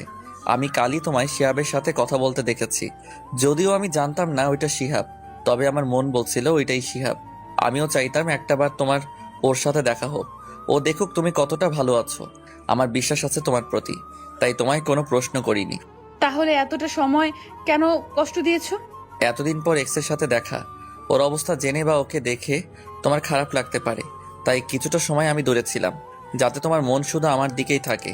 তাছাড়া দুজনই দুজনের প্রতি ভালোবাসার টান উপলব্ধি করতে পারলাম।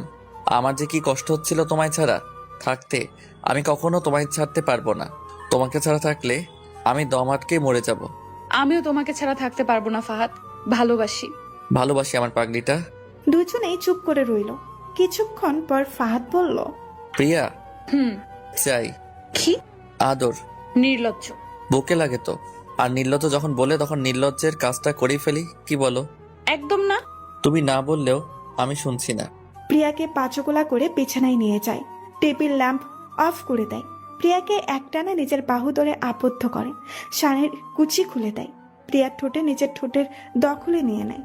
সূচনা হয় আরো একটি ভালোবাসাময় রাত। আমরা সবাই সবার ভুল বুঝতে পারি, কিন্তু অনেক দেরিতে।